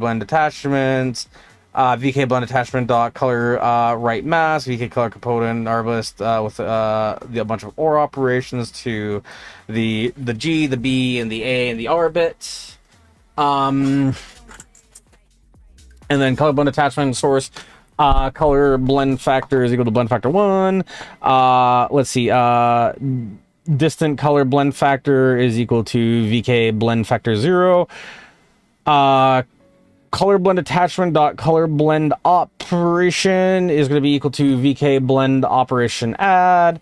Source alpha blend factor is going to be equal to blend factor 1. The distant alpha blend factor is going to be equal to the blend factor 0. Color blend attachment alpha blend operation is going to be equal to blend op add.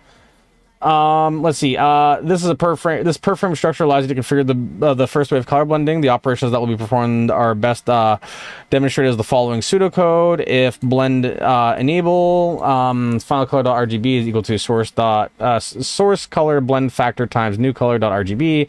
Color blend op type. I don't know what that's supposed to be. Type. Cool.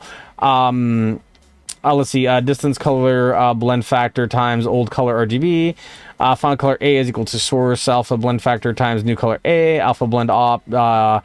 Let's see, dist alpha blend factor times old color alpha. Else final color equals new color. Final color equals final color and color right mask. If blend is set to VK false, then new color from the fragment shader is passed through unmodified. Otherwise, the two mixing operations are performed to complete a new color, resulting in the coloring color is ended with the color right mask to determine which channels are actually passed through. The most common way to use color blending is to implement alpha blending, where we want the new color to be blended with an old color based on the opacity. The final color should be then computed as follows. Color.rgb is equal to new alpha times new color plus 1 minus new alpha equals old color. So this is just the lerp function, right? Because it would be A, B, A, T, right? That's basically what the function is there, right? So I don't know what the 1 here represents, but that's what that looks like to me. Because we have A, B, A, T, yeah.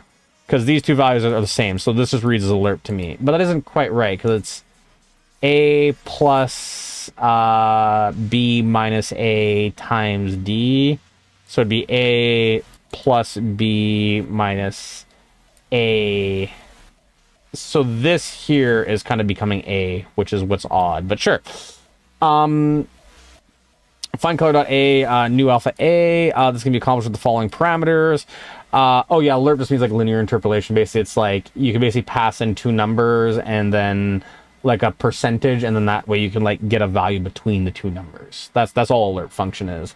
So like if you have like a value of 0 and 1 and you pass in 0.6, it'll, you know, return 0.6, right? If you have a value of like 0 to 2 and you pass in 0.6, you'll get like 1.2 back. Hopefully that tracks. Let's see. This can be accomplished with the following parameters: color blend attachment dot blend enabled equals VK true. Color blend attachment equal dot source. Sorry, I'm just going to ignore the first part of that because it just repeats for those. Source color blend factor VK blend factor source alpha. Distant color blend factor VK blend factor 1 minus source alpha. Blend operation is equal to VK blend op add. Source alpha blend factor is equal to blend factor 1. Dist alpha blend factor is equal to VK blend factor 0. Alpha blend operation is equal to VK blend op add. Oh. Let's see, you can find all possible operations in the VK blend factor and VK blend op enumerations in the specification. Oh. Let's see, the second structure references the array of structures for all the frame buffers, which allow you to set your blend constants. That's that you can use blend factors in the aforementioned calculations. VK pipeline color blend state create info color blending, and then the rest of this is all being defining like the color blending dictionary or whatever object thing. Yeah. S type is going to be equal to VK structure type pipeline color blend state create info. Logic op enable equals VK false. Logic op enable equals VK false. Logic op is equal to VK logic op copy. Attachment count is equal to 1. P attachments is equal to the address of color blend attachment. Blend constant 0. Sorry, blend constants with the index of 0 is equal to 0 as a float. Blend constants with the index of 1 is equal to 0. And then same thing for the index of 2 and 3. If you want to use the second method of blending bitwise combination, then you should set logic op enable to VK true. The bitwise operation could be used to specify the logic op field. Note this will automatically disable the first method if you had set blend enable to VK false for every attached frame buffer. Hold on a second. The bitwise operation can then be specified to the logic op field. Note this will automatically disable the first method as if you had set blend enabled to false for every attached frame buffer. The color right mask will also be used in this mode to determine which channels in the frame buffer will actually be affected. It is also possible to disable both modes, as we have done here, in which case the fragment colors will be written as to the frame buffer unmodified. Huzzah! Also, I just realized something. Let me just peek at something. Dang. Neat. I have some sandals on right now, and they're like packing out like very hard, but they're not like gone, but like they're barely even scuffed on the bottom. So it's like, huh. Pipeline layout. You can use the uniform values and shaders, which are global, similar to the state variables, and can be changed at change the drawing time to alter the behavior of your shaders without having to recreate them. They are completely used to pass the transformation matrix to the vertex shader, or to create texture samples in the fragment shader. These uniform values need to be specified during the pipeline creation by creating a VK pipeline layout object. Even though we won't be using them until a future chapter, we are still required to create an empty pipeline layout. Create one class member to hold this object, because we'll refer to it from other functions and at a later point in time. VK pipeline layout, VK pipeline, and then create an object, create graphics pipeline function. VK pipeline layout create function, pipeline layout info VK pipeline, this is all going to be the same variable. So the variable is going to be pipeline layout info, and then, you know, that's what we're referring to again and again. .s type is equal to VK structure type pipeline layout create info. .set layout count is equal to 0. .p set layouts is equal to null pointer. .push constant range count is equal to 0. .p push constant ranges equals a null pointer. If VK create pipeline layout device, the address of pipeline layout info null pointer, and the address of pipeline layout is not equal to VK success, throw an error, failed to create pipeline layout. The structure also specifies push constants, which are another way of passing dynamic values to shaders that we may want to get in the future chapter. The pipeline layout will be referred throughout the program's lifetime, so it should be destroyed at the end. Sorry, the pipeline's layout will be referenced throughout the program's lifetime, so it should be destroyed at the end. Yeah. Clean up, VK destroy, pipeline layout, device, pipeline layout, null pointer. Yeah. Conclusion. Holy fuck. Conclusion. That's all for the fixed function state. It's a lot of work to set all this up from scratch, but the advantage is that we're nearly fully aware of everything that's going on in the graphics pipeline. This reduces the chance of running into unexpected behavior, because the default state of a certain component is not what you expected. There's, however, one more object to create before we can finally create the graphics pipeline, and that's a render pass. Okay. I will confess that chapter took like half an hour to read. So what I'm going to do is I am going to be a POS, and I'm going to frickin' just kind of paste in the code, because boy howdy, I'm running low on time, and I'll have to go through this more later and poke through it. But I mean, hey, no reason I can't just fucking send it, right? So there's that. I think that was a thing that worked. Let's just do that to be safe. Let's see, we'll go back over here. GG, Shift G, Shift B, paste it. That seems about right. So we'll save that. We'll back out. Then now I need to go to the shaders. And I just want to make sure the shaders are still correct, because I feel wrong. So this is the other one. So this one here. I'm just going to paste over this, because although they look exactly the same, I see. I never actually pasted it before. Whoopsies. I didn't paste the other one. Fuck. Nvim. Whoops. Nvim. So we gotta go to the main again, because I'm stupid. Let's see, we're gonna copy this one. And from here we're gonna go GG. I'm gonna go Control V. Make sure I want to paste this. Yes. Cool. Save it. Exit out. And we're going to go back to the shaders. So we're doing the shader one first, which is going to be the one down here. That one should be updated. This one doesn't seem to give me any errors, so I'm cool with you. Whoops. Did I do the wrong copy here? I think I did the wrong copy there. Paste it. Yeah, I didn't see anything change there. I could be wrong, but hey, you did, yeah. And then now we're checking the other one just to be safe. Because I'm getting these errors, so I want to make sure it isn't just me, because I feel like I messed something up. So we copy to the clipboard. Then we'll go into here, and then we'll paste it. Whoops. Oh, yeah, because I copied the URL. Shit. Copy that. Then we paste it. Alright, still having the error. So, okay, it wasn't just me. Awesome. So then now, let's just very quickly try just frickin' run this. So we're gonna go to compile. Actually, I'm gonna adjust the compile script real quickly. It'll take like 2 seconds. Then here, I'm then going to just add and post make. Because then if I add make, then it's like, hey, guess what? It's running now. So let's run compile.sh. Oops.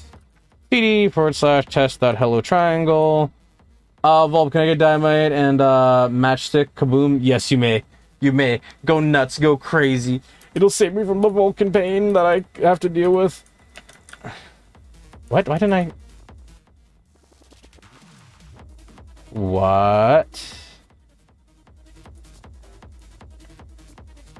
No such file or directory. Hello, try. Hold on. Oh, because I'm in, like, my root directory. Shit. Okay, that's why. Yeah, that makes more sense. I was, like, really flashbang there for a second, because I'm like, what went wrong here? Hey! Now we're going to go /Vulkan test. Hey, no errors. Look at that. No more file error reads. Oh, I'm so glad I fixed that file error before. I'm so glad I fixed that file error before. Oh my god. So now we're here. So now I got to go up to some of over here. Yeah. Our render passes a short one, thankfully. Setup. Before we can finish creating the pipeline, we need to tell Vulkan about the frame buffer attachments that will be used while rendering. We need to specify how many color depth buffers there will be, how many samples to use for each of them, and how their content should be handled throughout the rendering operations. All this information is wrapped in a render pass object, for which we'll create a new create render pass function.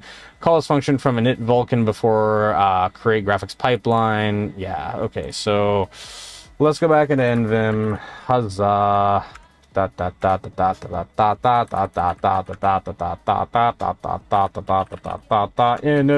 Vulkan, and then right up here. So we're doing it right before.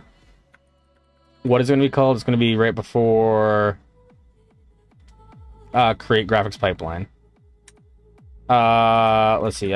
Create render pass, because it's a shorter chapter, right? So it should be okay. And then, I don't know, man.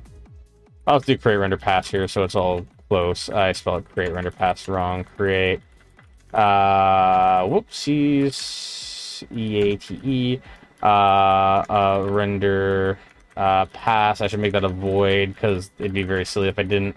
Void, I spelled, why am I typing so offbeat right now? Void, oh my, Voidle. That's my new favorite Pokemon, Voidle. Yeah, okay, I was about to say it. That should not be an error. Let's see, attachment description. Let's see. So what we're doing right now is, in our case, we'll just have a single color buffer attachment represented by one of the images from the swap chain. Okay, so we're going to do BK attachment description. Let's see, color attachment. Whoopsies. After that, we're going to do color attachment dot format is equal to a swap chain image format. I spelled format wrong because, of course, I did format. I spelled attachment wrong as well. How do I do all these wrong so consistently? And image is spelled wrong as well. Yeah, that's fine. Oh yeah, so now that we're here, so let's just go like that. Let's see, so then the color attachment dot samples is going to be equal to vk underscore sample underscore count underscore one underscore bit. Okay, there's that. Did I spell attachment wrong? I spelled attachment. How am I so inconsistent? I don't know what it is. When I'm not on stream, I'm not that bad, but then as soon as I get on stream, it's like, oh, yeah. Spelling now. Out the room. Out the room. The format for the color attachment should match the format that we swap chain images, and we're not doing anything with multi-sampling yet, so we'll stick to one sample. Okay, so then we're going to do let's see, we're going to do a color attachment dot load operation is going to be equal to vk underscore attachment underscore load underscore op underscore clear. And after that, we're then going to do whoopsies. Why can I go up or down? Oh, because it's doing that. I see. So we're gonna do that, and then we're gonna go F to L, F to L, F to L, delete the word, and then we're gonna do store operation is gonna be equal to attachment. So instead of load, it's gonna be store. Whoops.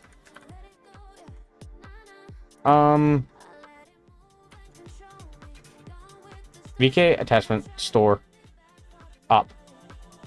Oh, it's not cleared store. I wrote on the wrong line. Whoops. Let's see. The load and store op determine what to do with data attachment before rendering and after rendering. So yeah. So basically, this is saying load it and then no. VK attachment loop stoves preserves the existing contents of the attachment. Load up clears the values of the constant at the start. Don't care, existing contents are undefined, we don't care about them. Hey, it will be solved. In case our in our case, we're gonna use the clear operation to clear the frame buffer to black before drawing the new frame. There are only two possibilities for the store op. VK attachment underscore store underscore op underscore store. Render constants will be stored in memory and can be read later. VK attachment underscore store underscore op underscore don't care. The contents of the frame buffer will be undefined after reading the operation. We're interested in seeing the render triangle on screen, so we're going to store the operation here. Yep. Okay. So we're going to do color attachment dot stencil load operation is going to be equal to vk underscore attachment underscore load underscore op underscore don't underscore care, and then we'll do store op. Store operation is going to be equal to vk attachment store op don't care. Cool. I spelled attachment wrong both times. I don't know how I keep doing that. Attachment. Cool. Yeah, it is. Sorted itself out. I was sitting there like, why are you still erroring? That shouldn't be still erroring. Let's see. The load op and store op apply colors to the depth data. The stencil loop, the essential load, store op apply stencil data. Our application won't do anything with the stencil buffer, so the results of loading and storing are irrelevant. Color attachment dot initial layout. Okay. Oh my god, this is a big ass function. Holy shit. Let's see. So we got color attachment dot initial layout is equal to vk underscore image underscore layout underscore undefined. I spelled attachment wrong. I spelled attachment wrong because I'm a big dummy. And then the final layout. Let's see. Final layout is going to be vk image layout preset underscore source underscore Chronos trigger. Everybody who's a fan of that series, go. I don't know we're still in preset. Oh, because it's present, not preset. Present. VK image layout present source Chronos. Textures and frame buffers in Vulkan are represented by VK image objects, which are with a certain pixel format. However, the layout of the pixels in memory can change based on what you're trying to do with an image. Some of the most common layouts are VK image underscore layout optional. VK image layout color attachment optional. Images are used as a color attachment. VK image layout color source Chronos. Images to be presented in the swap chain. VK image layout transfer dist optimal. Images used as a destination for the memory copy operation. Shit. Volv, don't ask why I'm addicted to explosives. I know why you're addicted to explosives, because they're fun. Easy. You're welcome. Called you out. Ha. Let's see. We'll discuss some more depth in the next chapter, but it's important to know right now that that images need to be transitioned to specific layouts that are suitable for operations that they're going to be involved with next. The initial layout specifies which layout the image will have before the render pass begins. The final layout specifies the layout to automatically transition to where the render pass finishes. Using VK image layout undefined for initial layout means that we don't care what previous layout image was in. The caveat of the special value is that the contents of the image are not guaranteed to be preserved, but that doesn't matter since we're going to clear it anyways. We want the image to be ready for presentation using the swap chain after rendering, which is why we're using VK underscore image underscore layout underscore preset underscore source underscore chroma. This is the final layout. Oh my god, isn't this a shorter one? Okay, it is a shorter one, thankfully. Okay. Subpass and attachment references. A single render pass can consist of multiple subpasses. Subpasses are subsequent rendering operations that depend on the constants of frame buffers in the previous passes. For example, this sequence of post-processing effects that are applied one after another. If you group these in rendering operations into one render pass, and Vulkan is able to reorder the operations and conserve memory bandwidth for possibly better performance. For our very first triangle, however, we'll stick to a single subpass. Every subpath references one or more attachments that we described in the structure of the previous sections. These reference themselves. VK attachment reference structures look like this. VK attachment reference color attachment ref like object whatever. VK attachment ref dot attachment is equal to 0. VK attachment ref dot layout is equal to VK image layout color attachment optimal. The attachment parameter specifies which attachment to reference by its index, and the attachment descriptions array. Our array consists of a single VK attachment description, so its index is 0. The layout specifies which layout we would like the attachment to have during the subpasses that use this reference. Vulkan will automatically transition to the attachment to its layout when the subpass is started. We intend to use the attachment to function as a color buffer, and the VK image layout color attachment optimal layout gives the best performance as its name implies. The subpass is described using VK subpass description structure. VK subpass description subpass. VK subpass dot baseline bind point. Oh my gosh. Is equal to bind point graphics. Holy shit, my brain is running out of my ears now. I am equaling goo. I am goo. Oh my god. Alright. Let's go. Vulkan may also support complete subpasses in the future, so we have to be explicit about this being a graphic subpass. Next, we specify the reference to the color attachment. My brain melted. Yeah, I feel that very strong right now. Also, hey, welcome when I clapped. that sounds like an explicit name. I'm gonna refer to you as one unless otherwise specified. How you doing, one? You doing well? You doing good? I'm not. Because I'm doing Vulkan shit.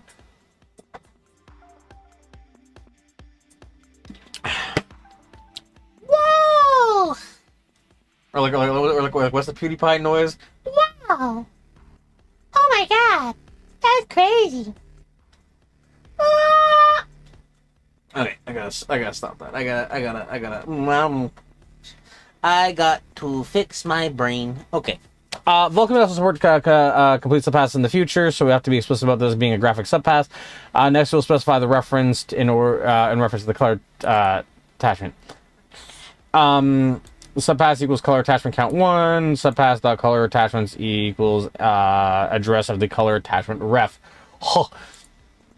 The index of the attachment in this array is currently directly referenced from the fragment shader with the layout location equals 0 out vector 4 out color derivative.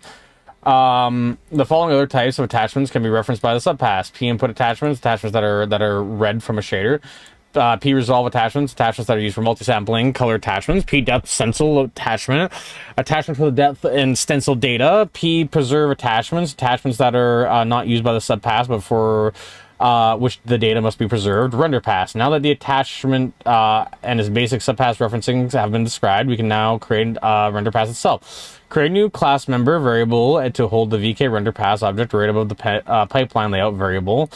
Okay, so let's see. So we got the pipeline variable, so we'll do frickin' pipeline layout. Oh, PIPELINE layout. Okay, let's see. So we're gonna go here. So we're gonna go VK render pass. VK oh my god, render pass. But pass is going to be equal. There's going to be named render pass. So oh my god, I keep mistyping things. Ah! Alright, so there's that. It's not been applied, but anyways. The render pass object will be created by filling in the VK render pass create info structure with an array of attachments and subpasses. The VK attachment reference objects reference attachments using the indices of the verse of the array. Holy crap, I cannot read right now. VK render pass create info. Did I do this already? I don't think I did this already. So we did the create render pass. So I guess I'm just supposed to put this right here. So we're gonna do VK render. Oh my gosh, render pass. Oh my god, I'm so sloppy at typing right now. Create info render pass info. Okay, then we're gonna do render pass info. Holy crap, I cannot type right now. Dot whatever, and we're gonna have 4 extra of these. So we got the pace. So we got the S type, which is going to be equal to VK underscore structure underscore type underscore render underscore pass underscore create underscore info. Whoopsies, whoopsies, whoops, I got caps lock on. There we are. Oh wait, what did I mistype here? Oh, I mistyped render. Render. Okay, and then VK pass type is going to be attachment. Attachment count. The attachment count is going to be equal to 1. Awesome. Attachment. Why do I keep mistyping things? I know how these words are spelled. P. Attachments is equal to the address of color attachment. There, look at that. I managed to spell a word right. Holy shit. I'm fucking... fucking what? You lost track of the stream. Don't worry. I'm buried in like a text hell right now trying to get like this stuff going. It's realistically, unless you directly care about doing something like this, then I wouldn't really worry about this. Oh, this is what? I pasted an extra verb? What? Okay, whatever. But yeah, like I wouldn't be worried about it. It's just one of those things, right, where it's like, okay, like it's like fine, you know. It's just again like unless you're directly interested in this stuff, I wouldn't worry too much about it. For me, it's more just down to like, you know, hey, I'm trying to figure out what I want to do with stuff. So like, hey, let's have fun with it. Undeclared identifier subpass. I see how you are. Maybe you just want to hear me talk? Oh, isn't that adorable? Attachment. Yeah, my British fun. P subpasses count. P attachment count is type. Yeah, okay, I got that. So I don't know why this is erroring here. Subpasses. Use an undeclared specifier subpass. And then we're gonna look for cleanup. Cleanup. Cool. And so one of the first things we're going to destroy is under the pipeline thing. We're going to do a VK destroy render pass. Oh my god. And then we're going to do device comma space render pass. And then we're also going to do a good old null pointer. Use one declared object. Okay, so this is supposed to be an object. So if we go back up to wherever we were, we should be able to find the thing that we were defining. Yeah, here it is. Render pass. I see what you're doing, nerd. So where was it? It was defined like up here, right? Or something. Where was it?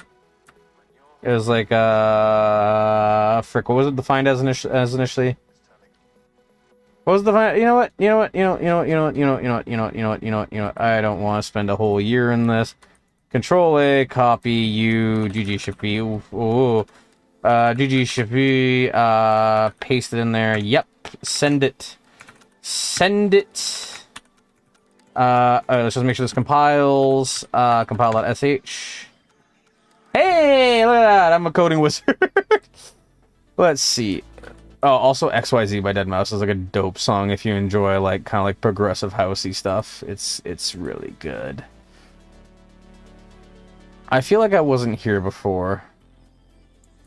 I feel like I've been teleported back in time by some eldritch god that hates me, because we were on like what? We were on like drawing, right?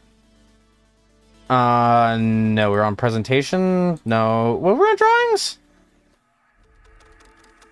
We're on drawings. No, we're on render passes, weren't we? Yeah, we're on render passes. So now what happens if we run this now? So what if we go to the / vulkan test? What's the vulkan test going to output us? Hey! Wait, I see a window. I see like a window instance being created here. Holy shit, we have an application that's actually running here. Holy shit. Because if I close this now, that little W should go away.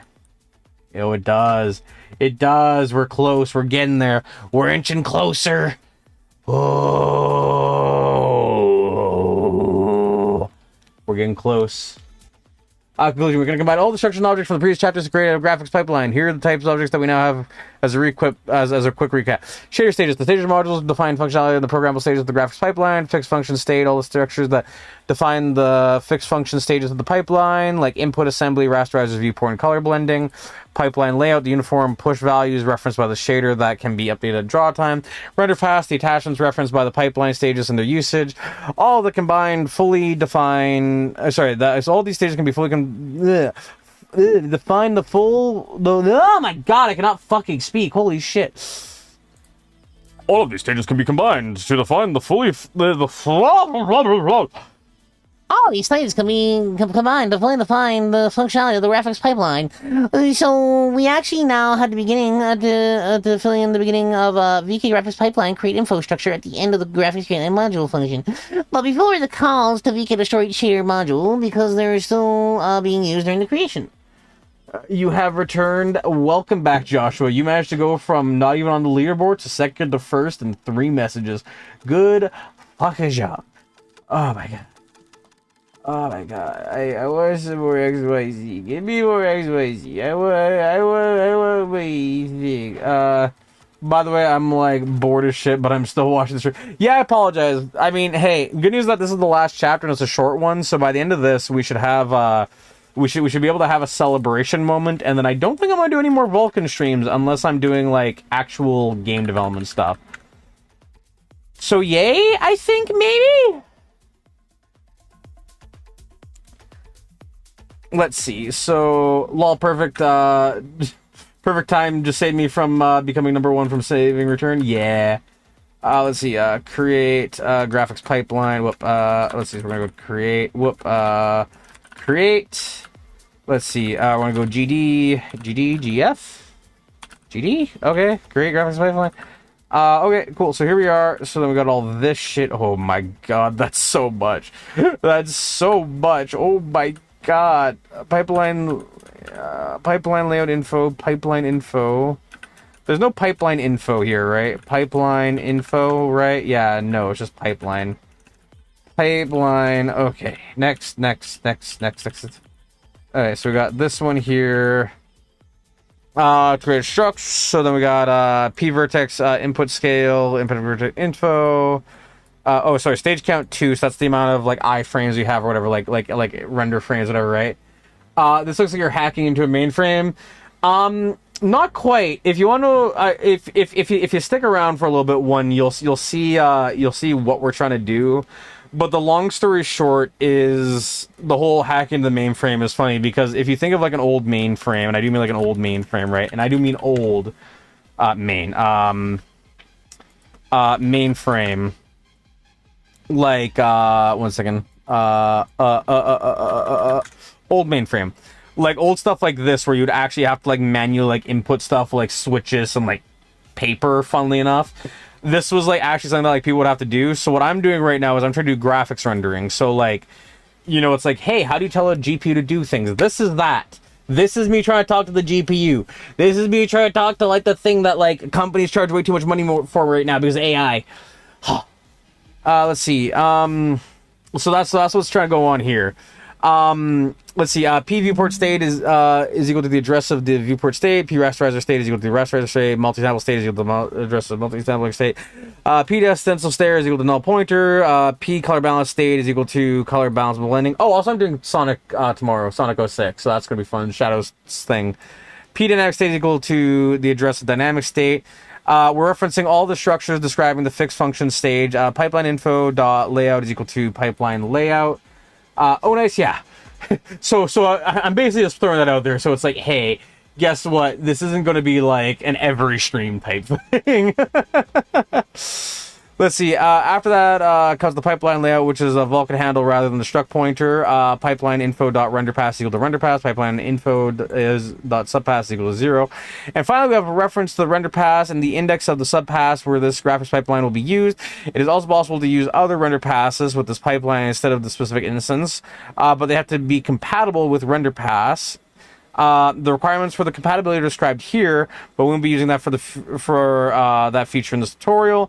Pipeline info dot base pipeline handle is equal to VK null handle. Pipeline info dot base pipeline index is equal to -1. There are now additionally 2 more parameters: base pipeline handle and base pipeline index. Vulkan allows you to create a new graphics pipeline by deriving an existing pipeline. The idea of pipeline derivatives is that it is less expensive to set up pipelines when they have much functionality in common with an existing pipeline, and switching between pipelines from the same parent can also be done quicker.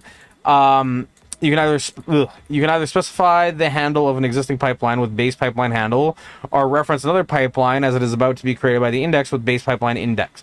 Right now, there's only one single pipeline, so we'll simply specify the null handle with an invalid index. These values are only used if the VK pipeline create derivative bit flag is also specified in the flags field of the VK graphics pipeline create info. Now, prepare for the final step by creating a class member to hold the VK pipeline object. VK graphics pipeline, and finally create the graphics pipeline if VK create graphics pipeline device VK null handle 1, and the address of pipeline info, null pointer, and graphics pipeline is not equal to VK success. Throw standard runtime error, failed to create graphics pipeline. Oh, this is the end. That's the end. That's the line. That's the line. Ah!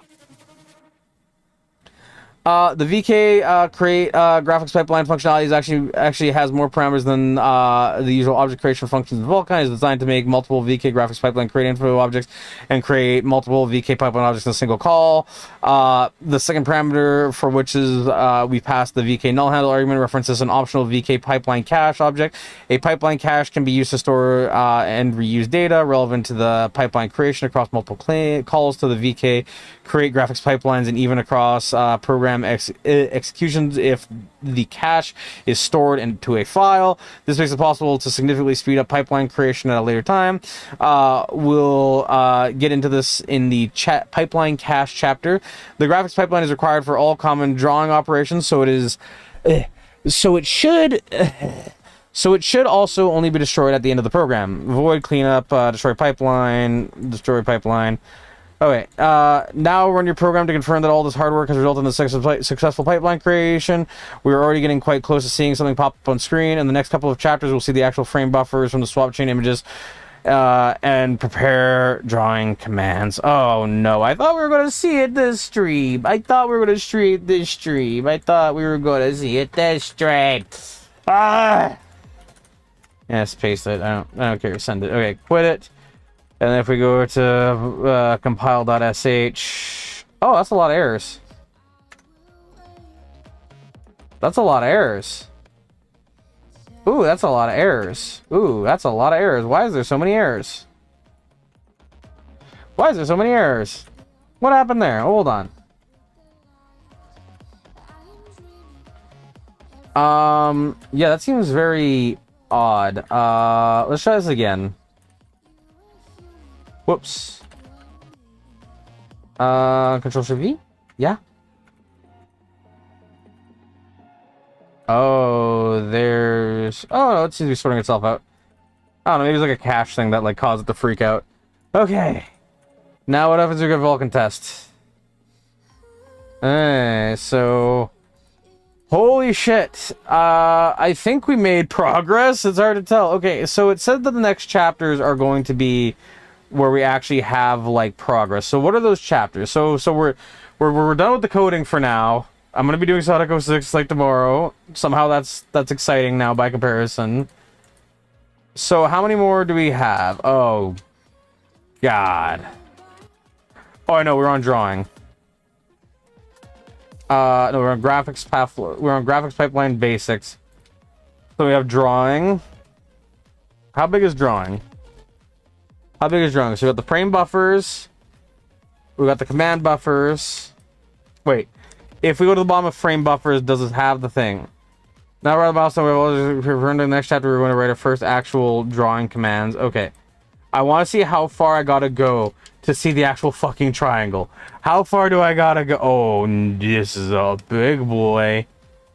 On the next chapter, we'll write the code for the main loop, which require an image from the swap chain, record the executable command buffer, return the finished image to the swap chain.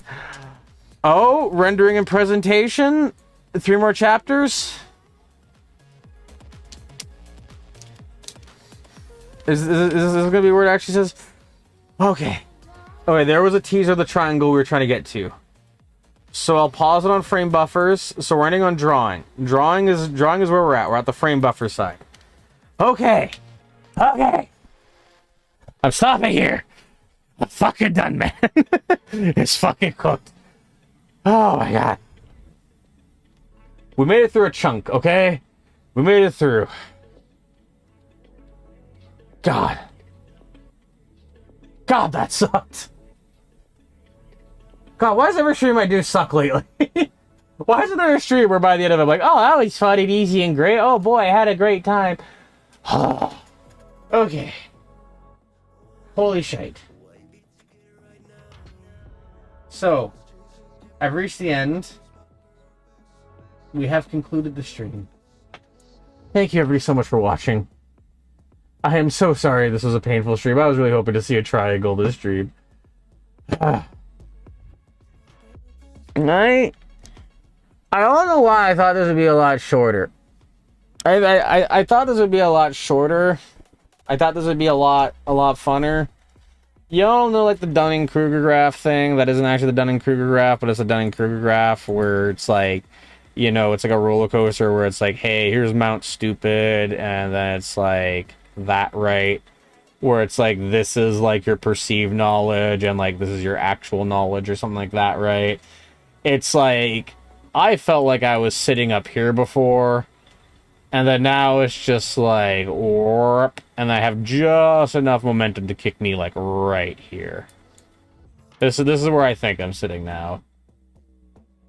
This sucks. This sucks. I was coding, shake my head. Do you say the stream's over? Yeah, I'm gonna pause it here because I think I feel goo leaking out of my ear. So that sucks. So I don't know. I'm probably gonna do like some of my like boring game development stuff, like stuff that I find interesting but would be boring to stream. In bed, lying down, you know, hanging out with my dog, chilling out, right? And then, you know, I'll probably do that. And then some point in the future, probably next weekend, I think I'll finish this off next weekend, because I think next weekend will be the actual last stream of this. And I think it's over. I think then I'll have a triangle. Oh, let's just do a quick, like, git commit thing. Go away, go away, go away, go away, go away, go away, go away, go away, go away, go away, go away.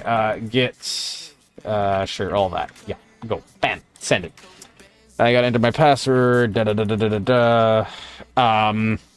If any of you want to see the code and sniff it, the code that I largely copy paste, it's on my GitHub. Links are on wellboy.com. This is like not tired from frustration. This is just tired from like it's just a fuck ton of like stuff. It kind of sucks. Anyways, yes, actual outro now. Thank you so much for watching. This has been a pain in the ass, but it's a struggle. And in the struggle, we have bonded and become stronger. We have become one. In like that freakish SpongeBob way where it's like we share a liver or something. Until next time, I'm Volbite. I will catch you tomorrow for Sonic 06 stream, Shadow Story thing. Do the like and subscribe, please. It makes me feel good. It's a dopamine hit. I will see you all later, and I'll especially see you later when I clap down. It was fun. Toodle ooh. I already liked haha. Well, thank you very much. That do mean things. An actual fun stream tomorrow. Anyways, yeah, I'm ending it now. I'm gonna go fucking drink water enough to like drown a fish. Bye.